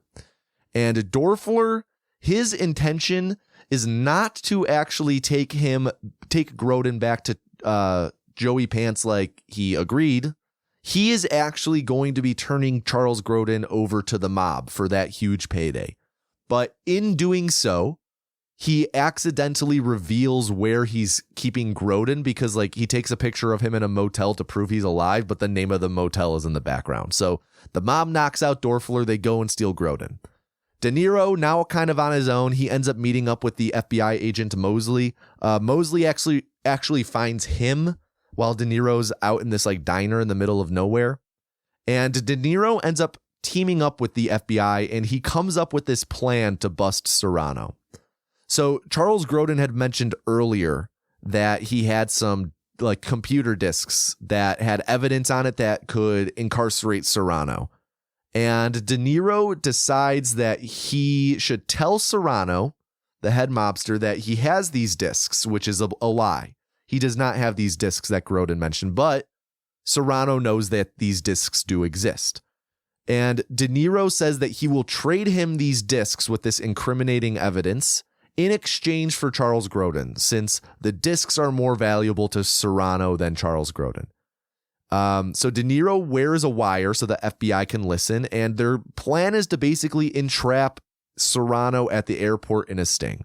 They're going to arrest him with a bunch of FBI agents around. And the FBI will then let De Niro take Grodin back to LA for Joey Pants, since they'll have Serrano for all these other crimes anyway. They don't need Grodin at that point. So as the deal is going on, everything is working according to plan. It's really interesting how like we ramp up into this, because this is like the last 20, almost half hour of the movie.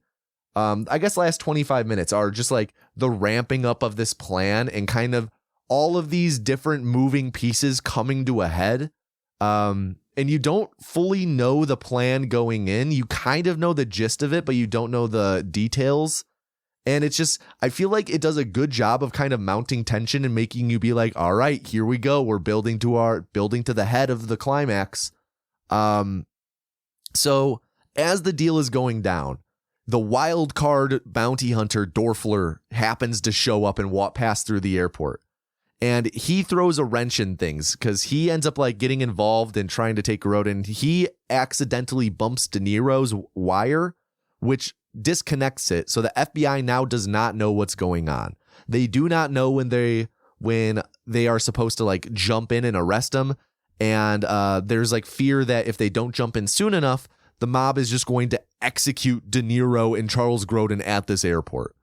And ultimately, the plan is a success. De Niro is able to shout out the FBI all step in and arrest him, arresting Serrano. And De Niro and Grodin are then like pretty much said, all right, you guys can go. Grodin is in your custody. So they like go to leave, but De Niro stops and like he kind of has a think.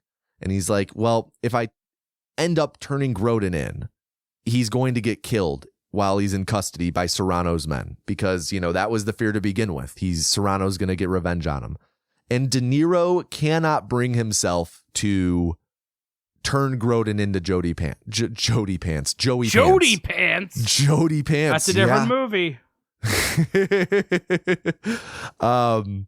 So he ends up deciding to let De Niro go free, and he even gives him the watch from his wife as a farewell gift, which is like, you know, a bit metaphorical with him finally letting go of his wife and the idea that they'll get back together. Can I interrupt real quick? Yeah. He does make him go to LA.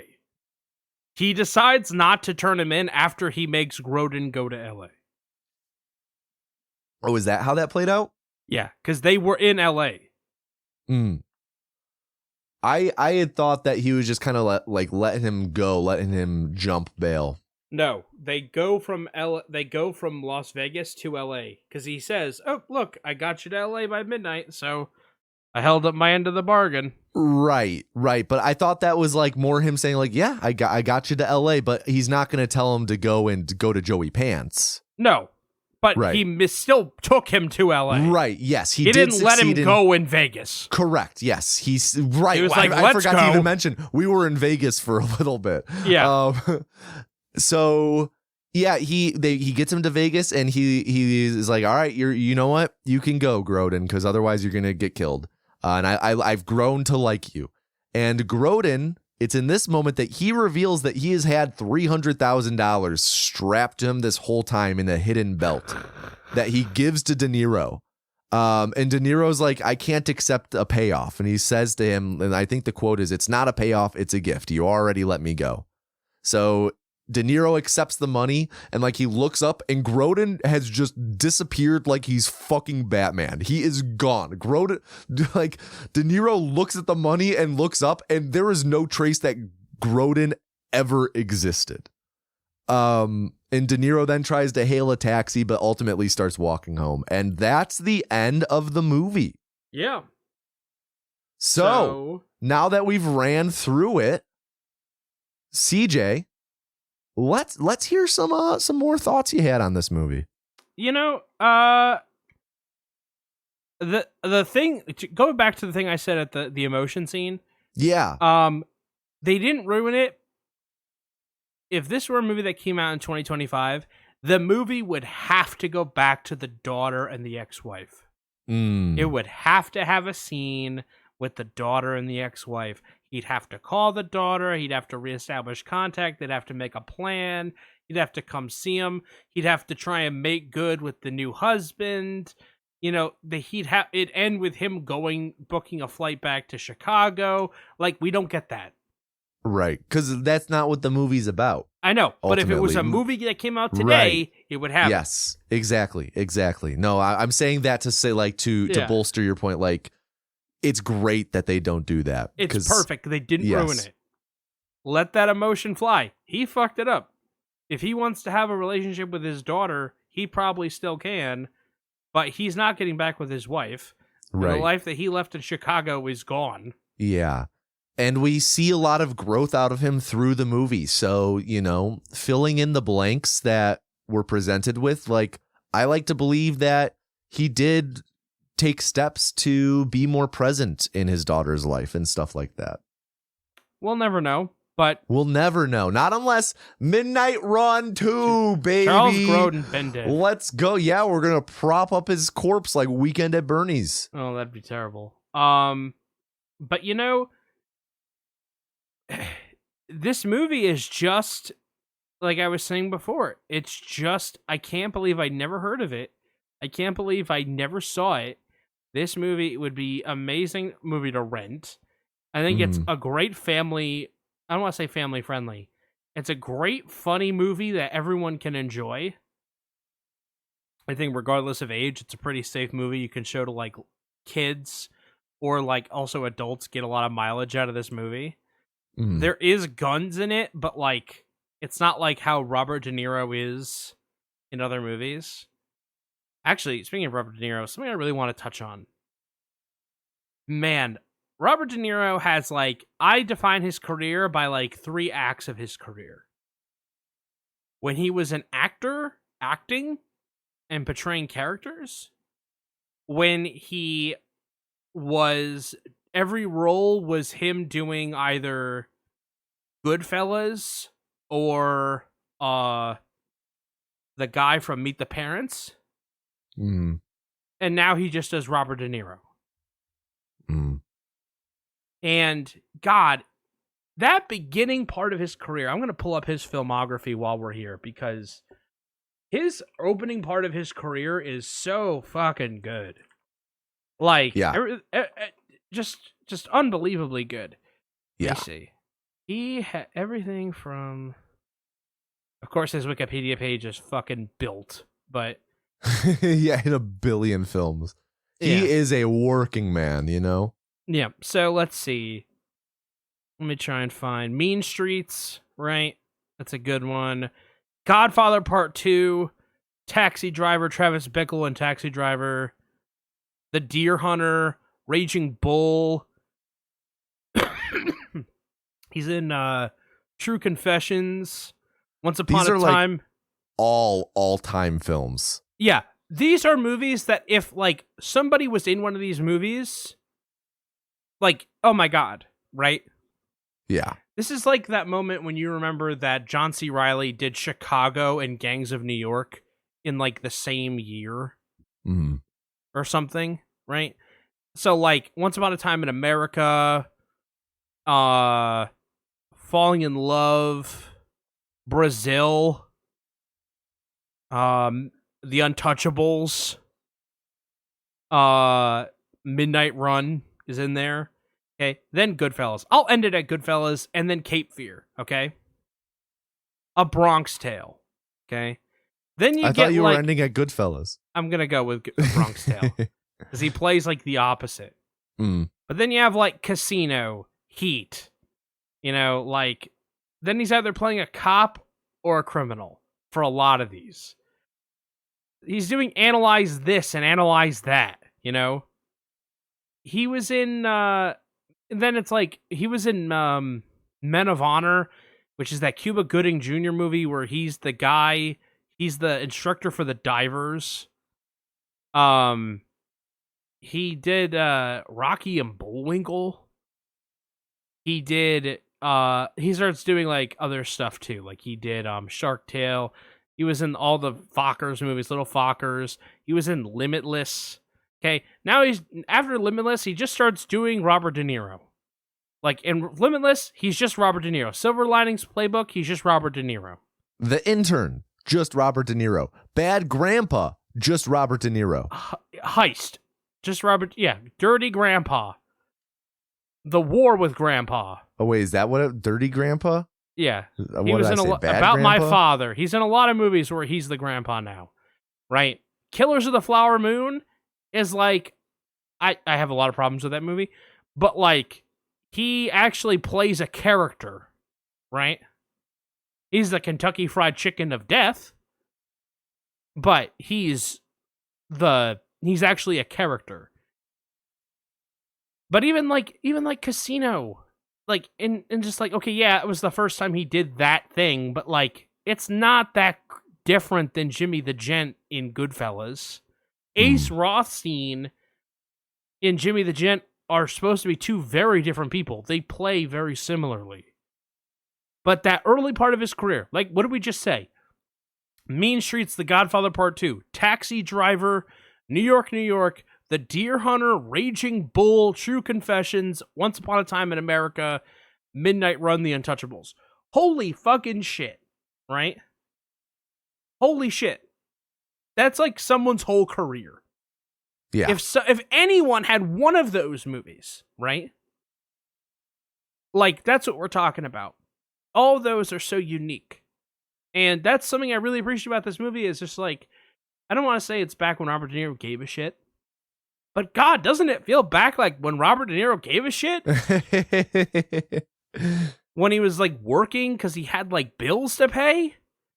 I don't know, man. I saw him working in The Irishman. I saw that old man body kicking young dudes, pretending to be a fuck young that. dude. No, The Irishman is he's just Robert De Niro. Yeah. Well, he's young and old Robert De Niro in it. Like, Joe Pesci actually played a character in that movie. You know what I mean? In The Irishman. Because he didn't play any of the other characters he'd played. He played a very subdued, quiet, behind-the-scenes mobster. Al Pacino played Al Pacino. But, like, later half of his career, Al Pacino. She had a great ass! And you got your head all the way up it! Right? Like, Heat, ladies and gentlemen, Heat. You know who he does that to? Robert De Niro. Hank Azaria. Oh. Yeah. Hank Azaria is in Heat? Yeah. Wow. That man got work in the 90s. I think he's in that movie. I believe it. I believe you. Yeah. Heat. Wow. Yeah. That man got work. It was like a ton of takes, I think, on that one. The story on that one is there was a ton of takes. I think, yeah, Michael Mann really did a lot of takes. And so they were on take like 100 or something. And everyone's tired. And Al Pacino is just, Al's done. And so the original delivery of the line was, because she's got a great ass. You've got your head all the way up it. But he's so fucking tired and done. He goes, she's got a great ass. And so in the scene, Hank Azaria goes, Jesus. And he looks genuinely concerned because Pacino had not done that at all. But yeah, going back to De Niro, that's just my thing. It's just like, back when he actually gave a shit. I'll even say, like, Goodfellas and Cape Fear. Like, those are fantastic films. And they're actually different characters. You get the feeling that he's actually playing a different character. You know? And A Bronx Tale. It's just like, I'm drawing the line at Heat now. Casino and Heat. That's wow. I'm moving it now, to 95. You know what? Hold on. Let's just bump that back a little bit farther because he was really good in 2016's The Comedian. Fuck off.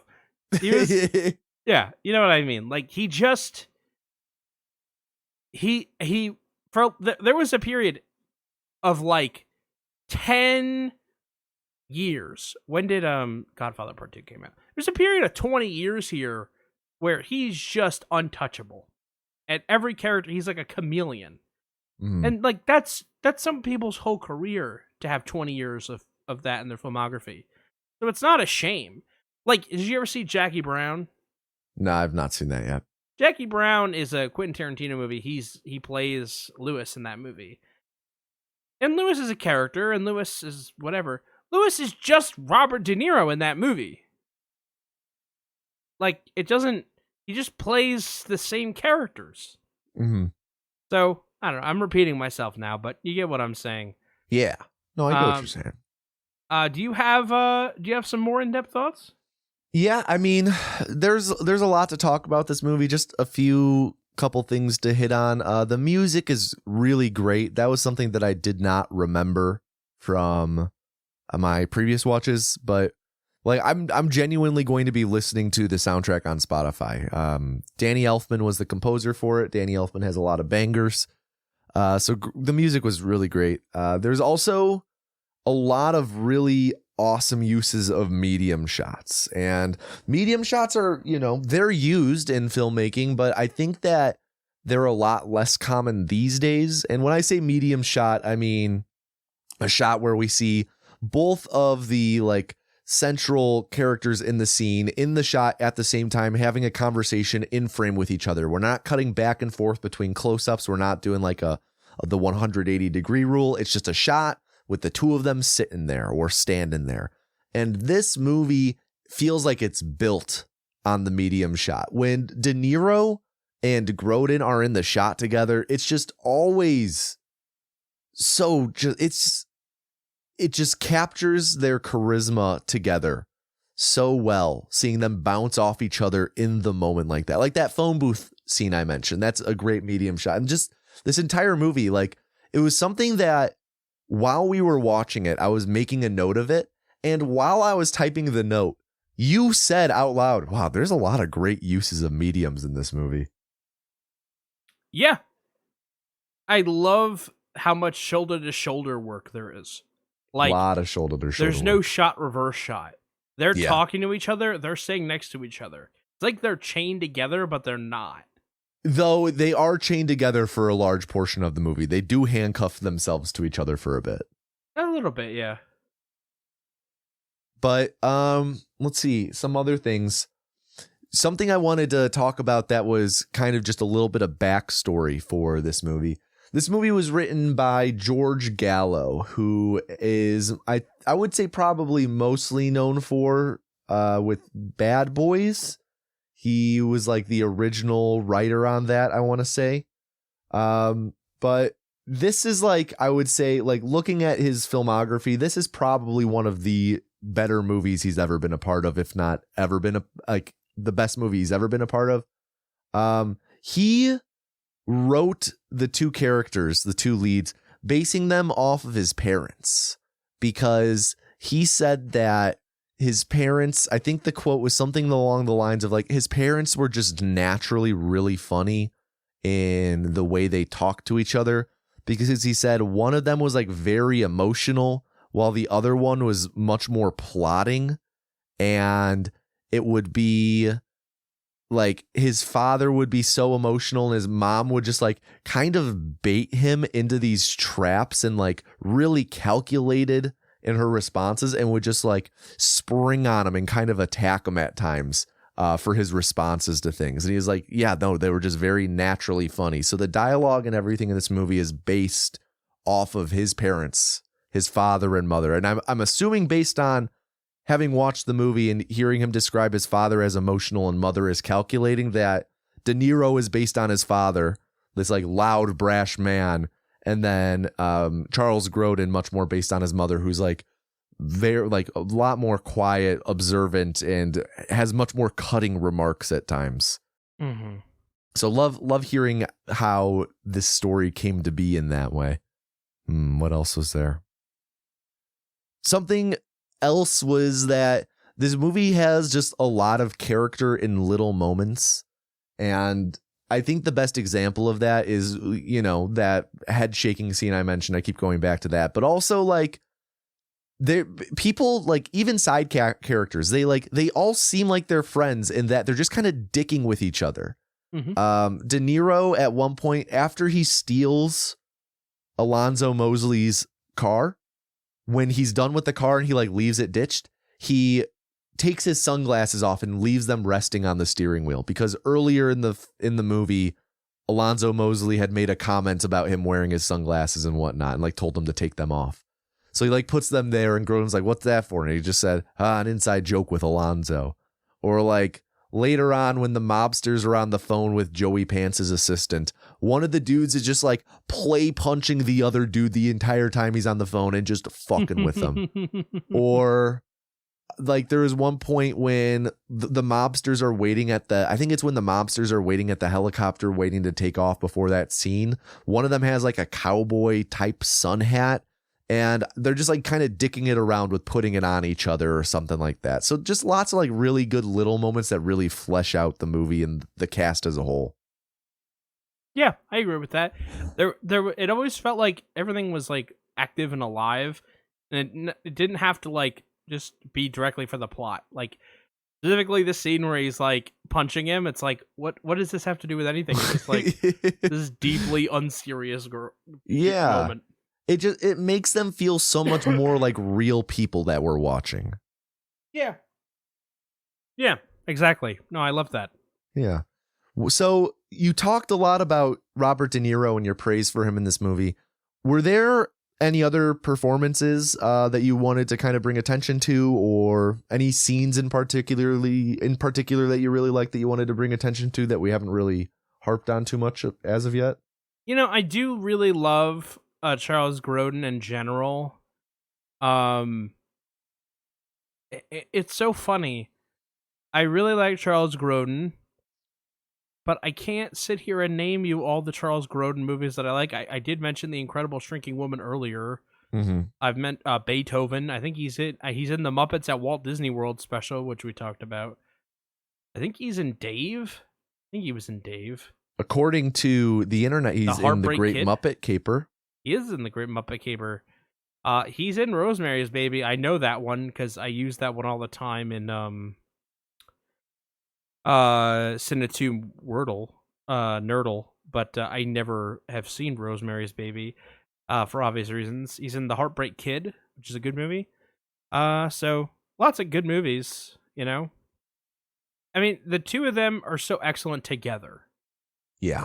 I wanted to give specific praise for De Niro because I'm like, listen, if you're like, I don't need to run out and see this movie because Robert De Niro's in it, this is at a point in his career where he was still putting out heat.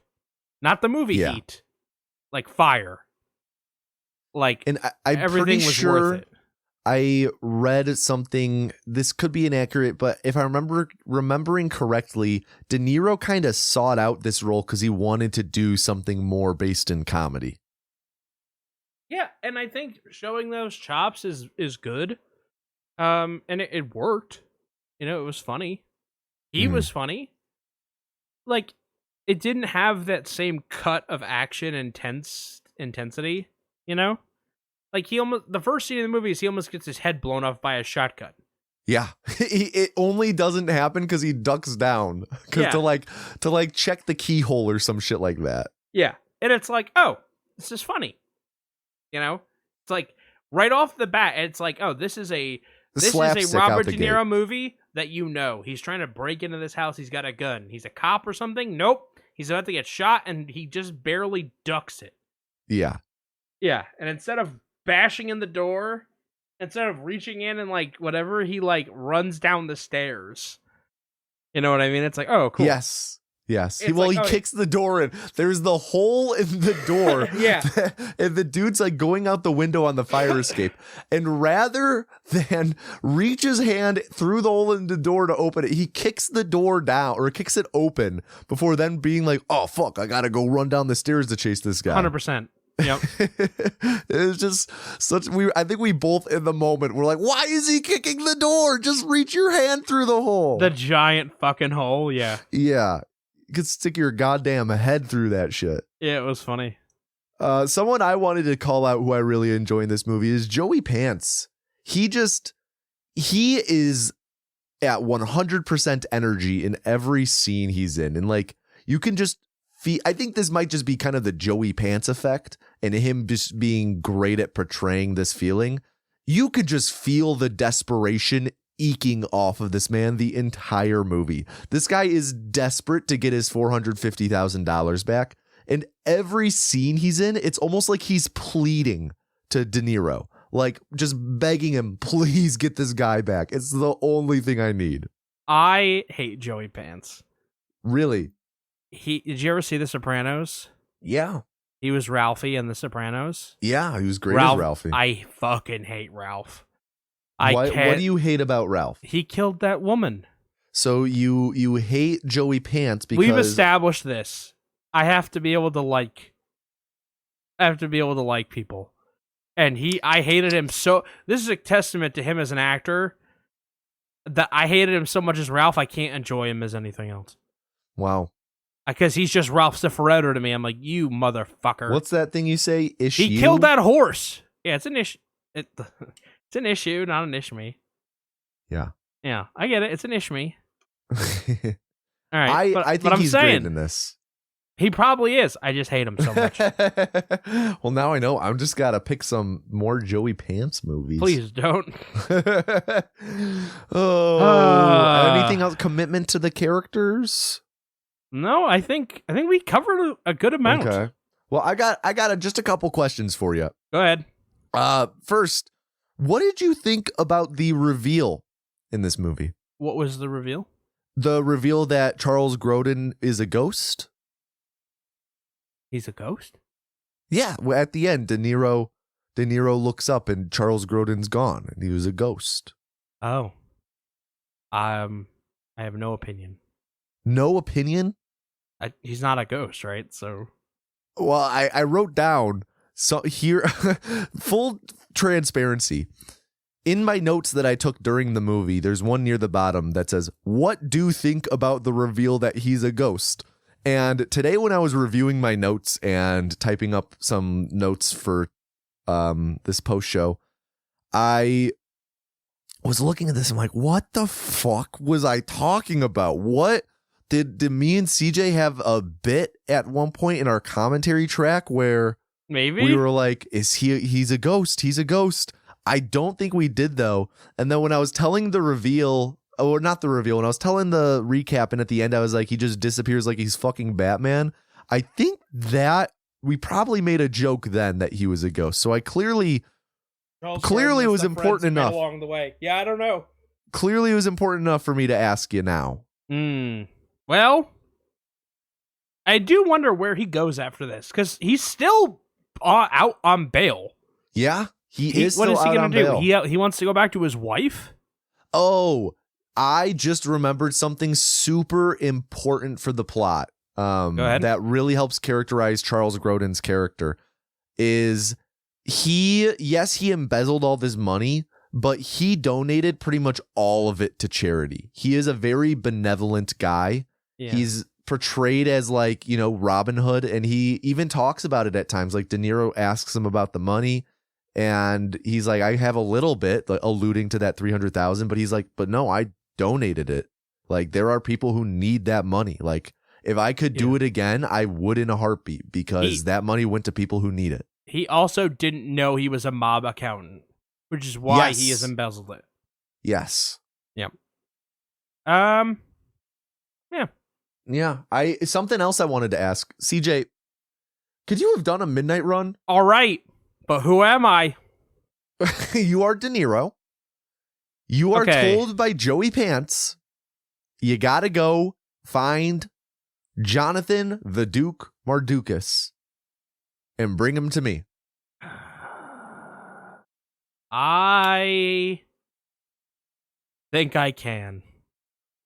Okay, so walk me through your process. The hardest part, I can do everything right up to the helicopter. The helicopter is going to take some effort. Okay. But when there's a will, there's a way. Do you start off the same way as De Niro by kind of going to that records office and checking for Grodin's I think address? I can do it. I think I can do it the way he did it. Okay. It's just like, get the number that he called and then get the address, and then I can definitely fly to New York. Right. All right. So I take a flight, and then we have to get kicked off an airplane. I can get kicked off an airplane. Then we get on You'd be so good at that. Then we get on a train. And then we get on a bus. I can do both of those. So far, I haven't shot anybody. I have just detained somebody against their will, which I could do. And then we get to Chicago, which I like Chicago.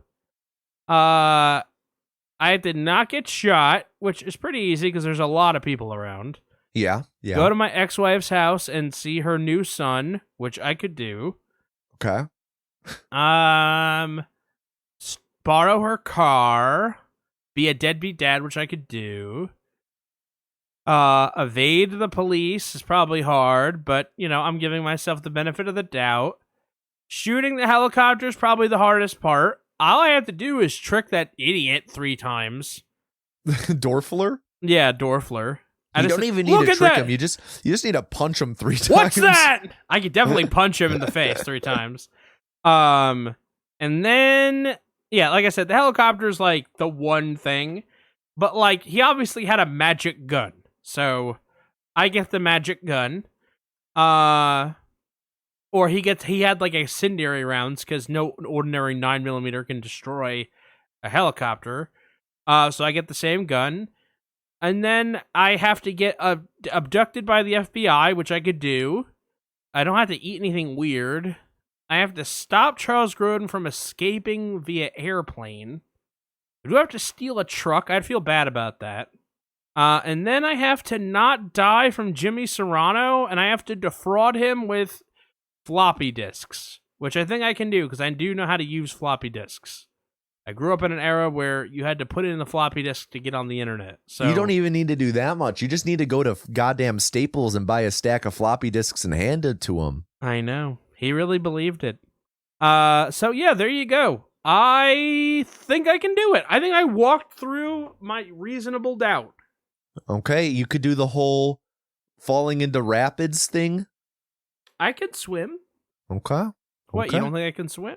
I took swim lessons as a kid. I got to the rank of dolphin. Just swimming in at the rapids. Y. Well, you're a YMCA. dolphin person? No, I got to the rank of dolphin. You got to the rank of dolphin in the military? No, in swim Holy class. Shit. Wow. At the Y. Freaky. My sister had to take tennis, and I had to take swim lessons. I feel like that says a lot about how they thought of you as a child compared to your sister. I couldn't swim, so it made sense. That makes sense. Yeah. Well, I could definitely do a Charles Grodin, by the way.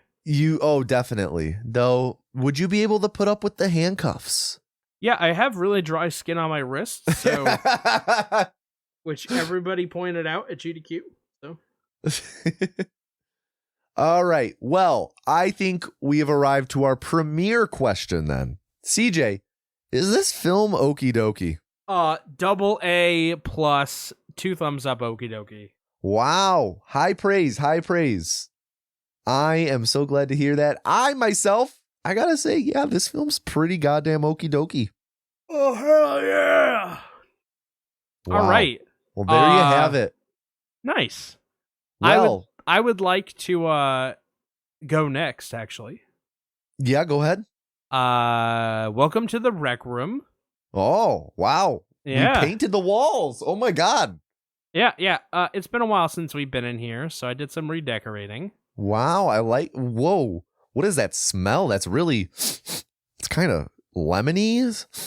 What? I can't smell, right? Yeah, but I assume that you know could I'm not goddamn faking read. it, right? I could assume you goddamn read the bottle Are you of one of whatever the people air that freshener assume you that read. I'm faking that I can't smell? No, I know that you can't smell. I assume, though, that you read what type of air freshener you bought. What type of candle is burning in the corner over there. Linen and Sky.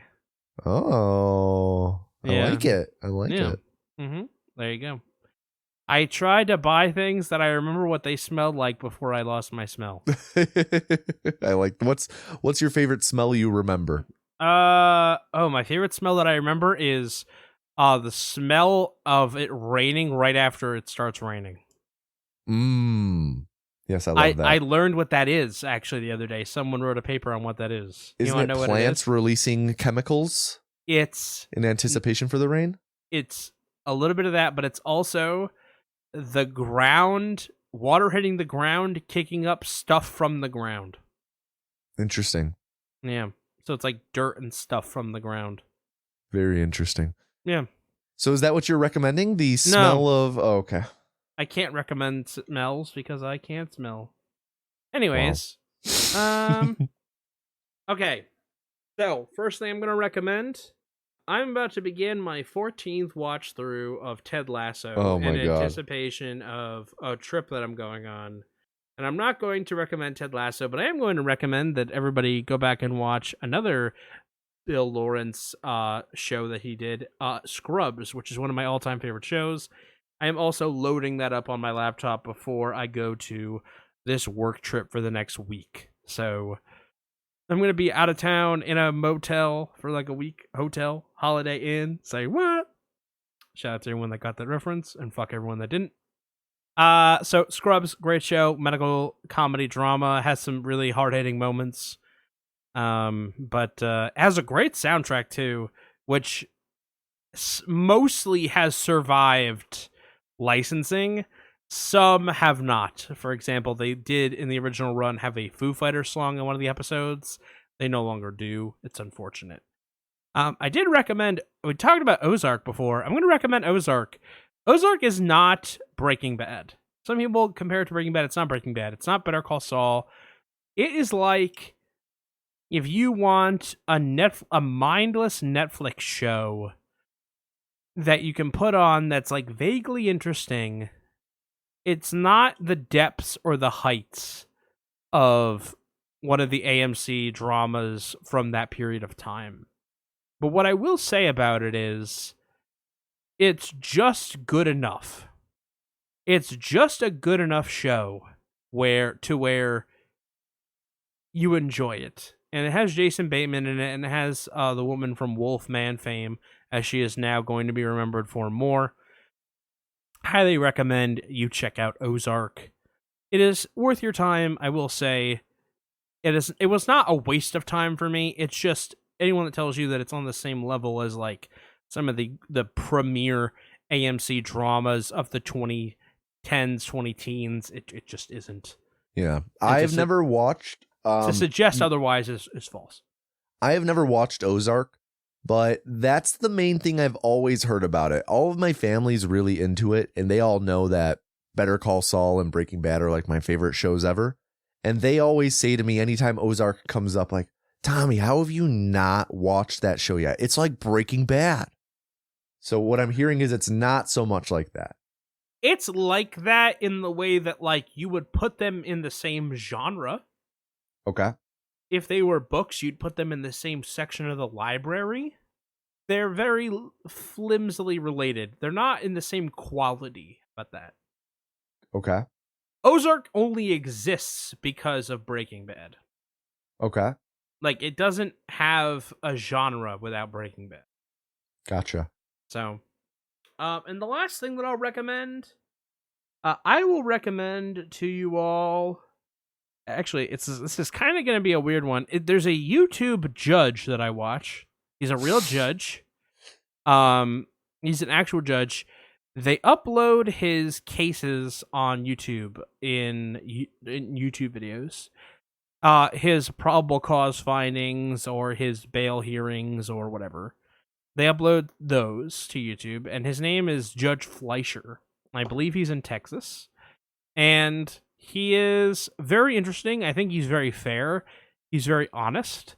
And I find the way that he talks about the law and the way that he addresses people and the way he addresses people that are there because they're in trouble, the people that are there because they're representing the accused, and the way he addresses prosecutors and the way he addresses officers are never involved, really. It's really just people reading off of officer reports or other things. I find that to be actually really interesting. And I like that there's a lot of videos of him finding no probable cause, and he explains that, like, you know, officers need to fill out reports, and you can't just come to trial with a vague report, you know? We don't work off hunches, and dismissing cases for no probable cause and things like that. So it's like, yeah, what you found was evidence. Yeah, you did find marijuana, but you did find drugs. You found that this person was drunk, but the reason you pulled them over was you saw them shaking somebody's hand. And, you know, it's like, okay, a handshake is not illegal. That is not an illegal act. You know, so I've been enjoying that content. It is Judge Fleischer, Fleischcher on YouTube. There are a ton of people that upload his videos. I'm sure you'll be able to find them really easily, but a ton of his stuff gets uploaded, re-uploaded, scraped, commented on. Are you laughing at me? No, it's clearing my throat. Oh, it sounded like you were laughing at me for a minute. No, it's clearing my throat. Oh, yeah. Anyway, so I'm a big fan. So, and what about you? What's in your rec? What about your side of the rec room? Oh, my side of the rec room. That is, I love this tapestry you hung. Yeah, I think the curtains really match the drapes, and so I was looking for some wall decor that really pulled the whole room together. Mm. Yeah. So I have 3 things here to recommend. The first is a little movie that just came out for us called Wolfman. Nosferatu. Oh. Nosferatu is a retelling of the classic vampire story. This is directed by Robert Eggers, who he himself has been a lifelong Nosferatu fan. He, like, in high school put on a stage production of Nosferatu that then got him hired to produce like a local or regional production of Nosferatu. So dude's very passionate about the source material and everything and adapting it. And, you know, Nosferatu 2024 was a tremendous experience, especially seeing it in theaters. It is gorgeous. The performances are incredible. The production is unreal, and it's just a really great watch. Jade and I went and saw it right around when it came out, just past Christmas, and we actually did a double feature with watching it because neither of us had actually seen the original Nosferatu from 1922.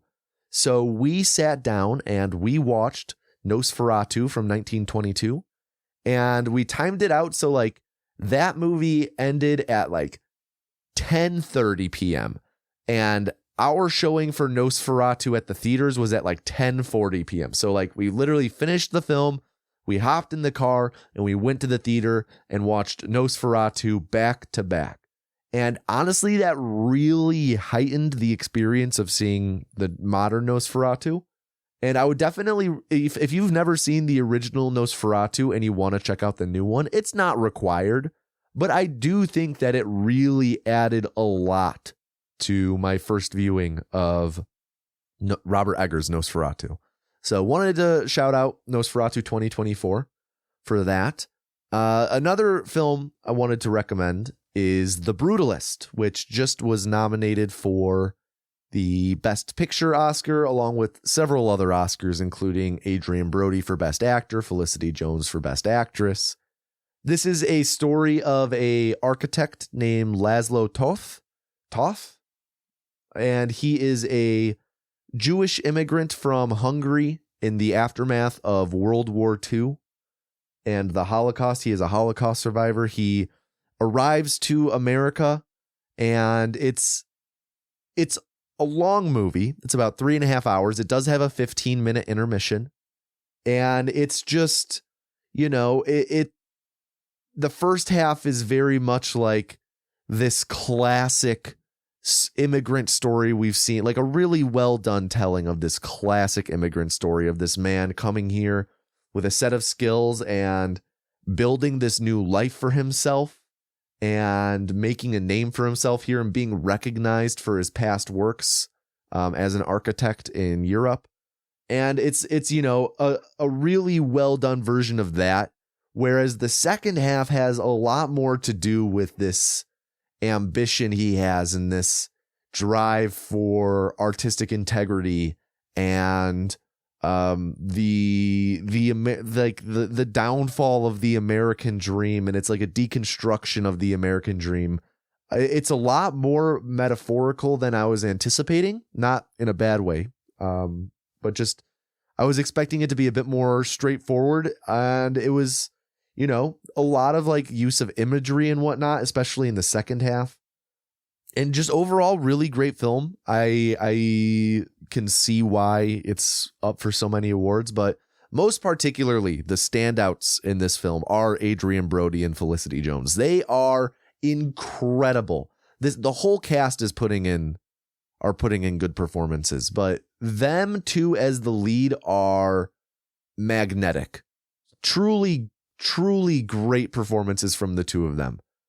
Very well realized characters, very believable, and just big recommend. I know it's a big ask that it's such a long movie, but I do think it's really worth seeing, and it goes by really fast, especially if you use the intermission to your advantage. Like if you're going to watch it at home, actually use the intermission.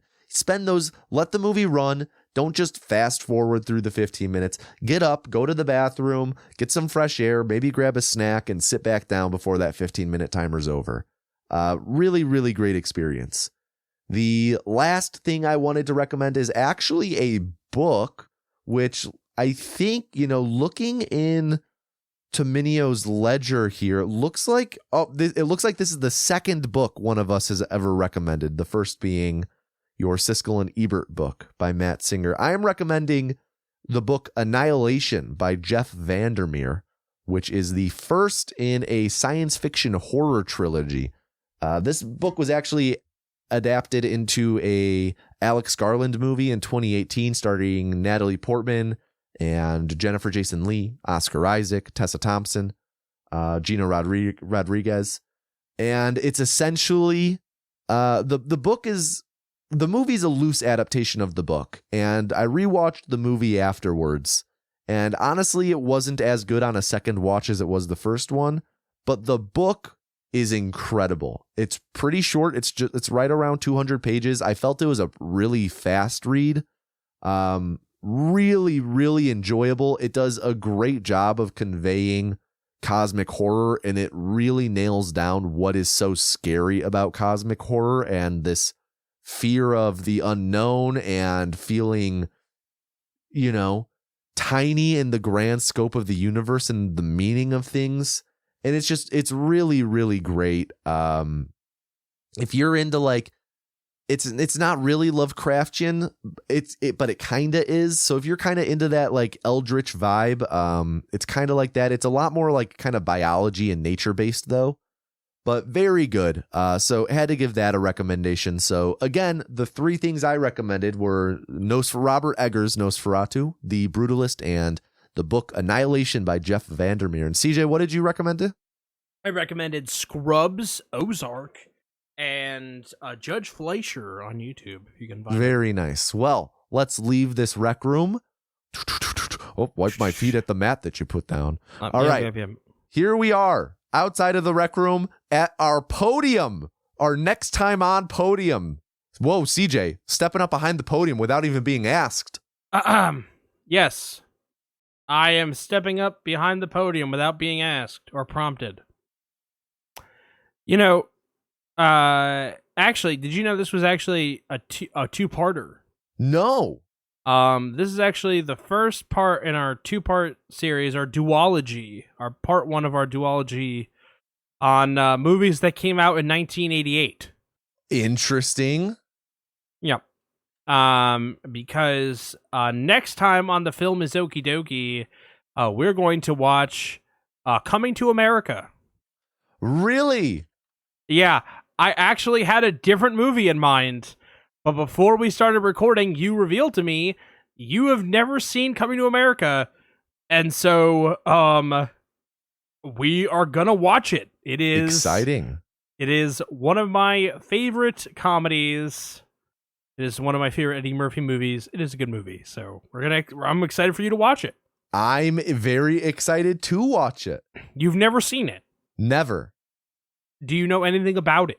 A little bit, not too much. Just a little bit. Well, that's very exciting. So, awesome. Well, we'll find out what I think about it next time on The Film is Okie Dokie. Thank you, everybody, for listening. Remember to like us, review us. If you give us 5 stars, if you only give us 4 stars, I'm inclined to believe you are a hater. Shout out to Bomani Jones at Wave of Sports Entertainment for the Quip. I have been CJ, I've been Tommy. and this is The Film is Okie Dokie. Now, get out of here, you Get the rascals. fuck out of here. Disappear like Charles Grodin.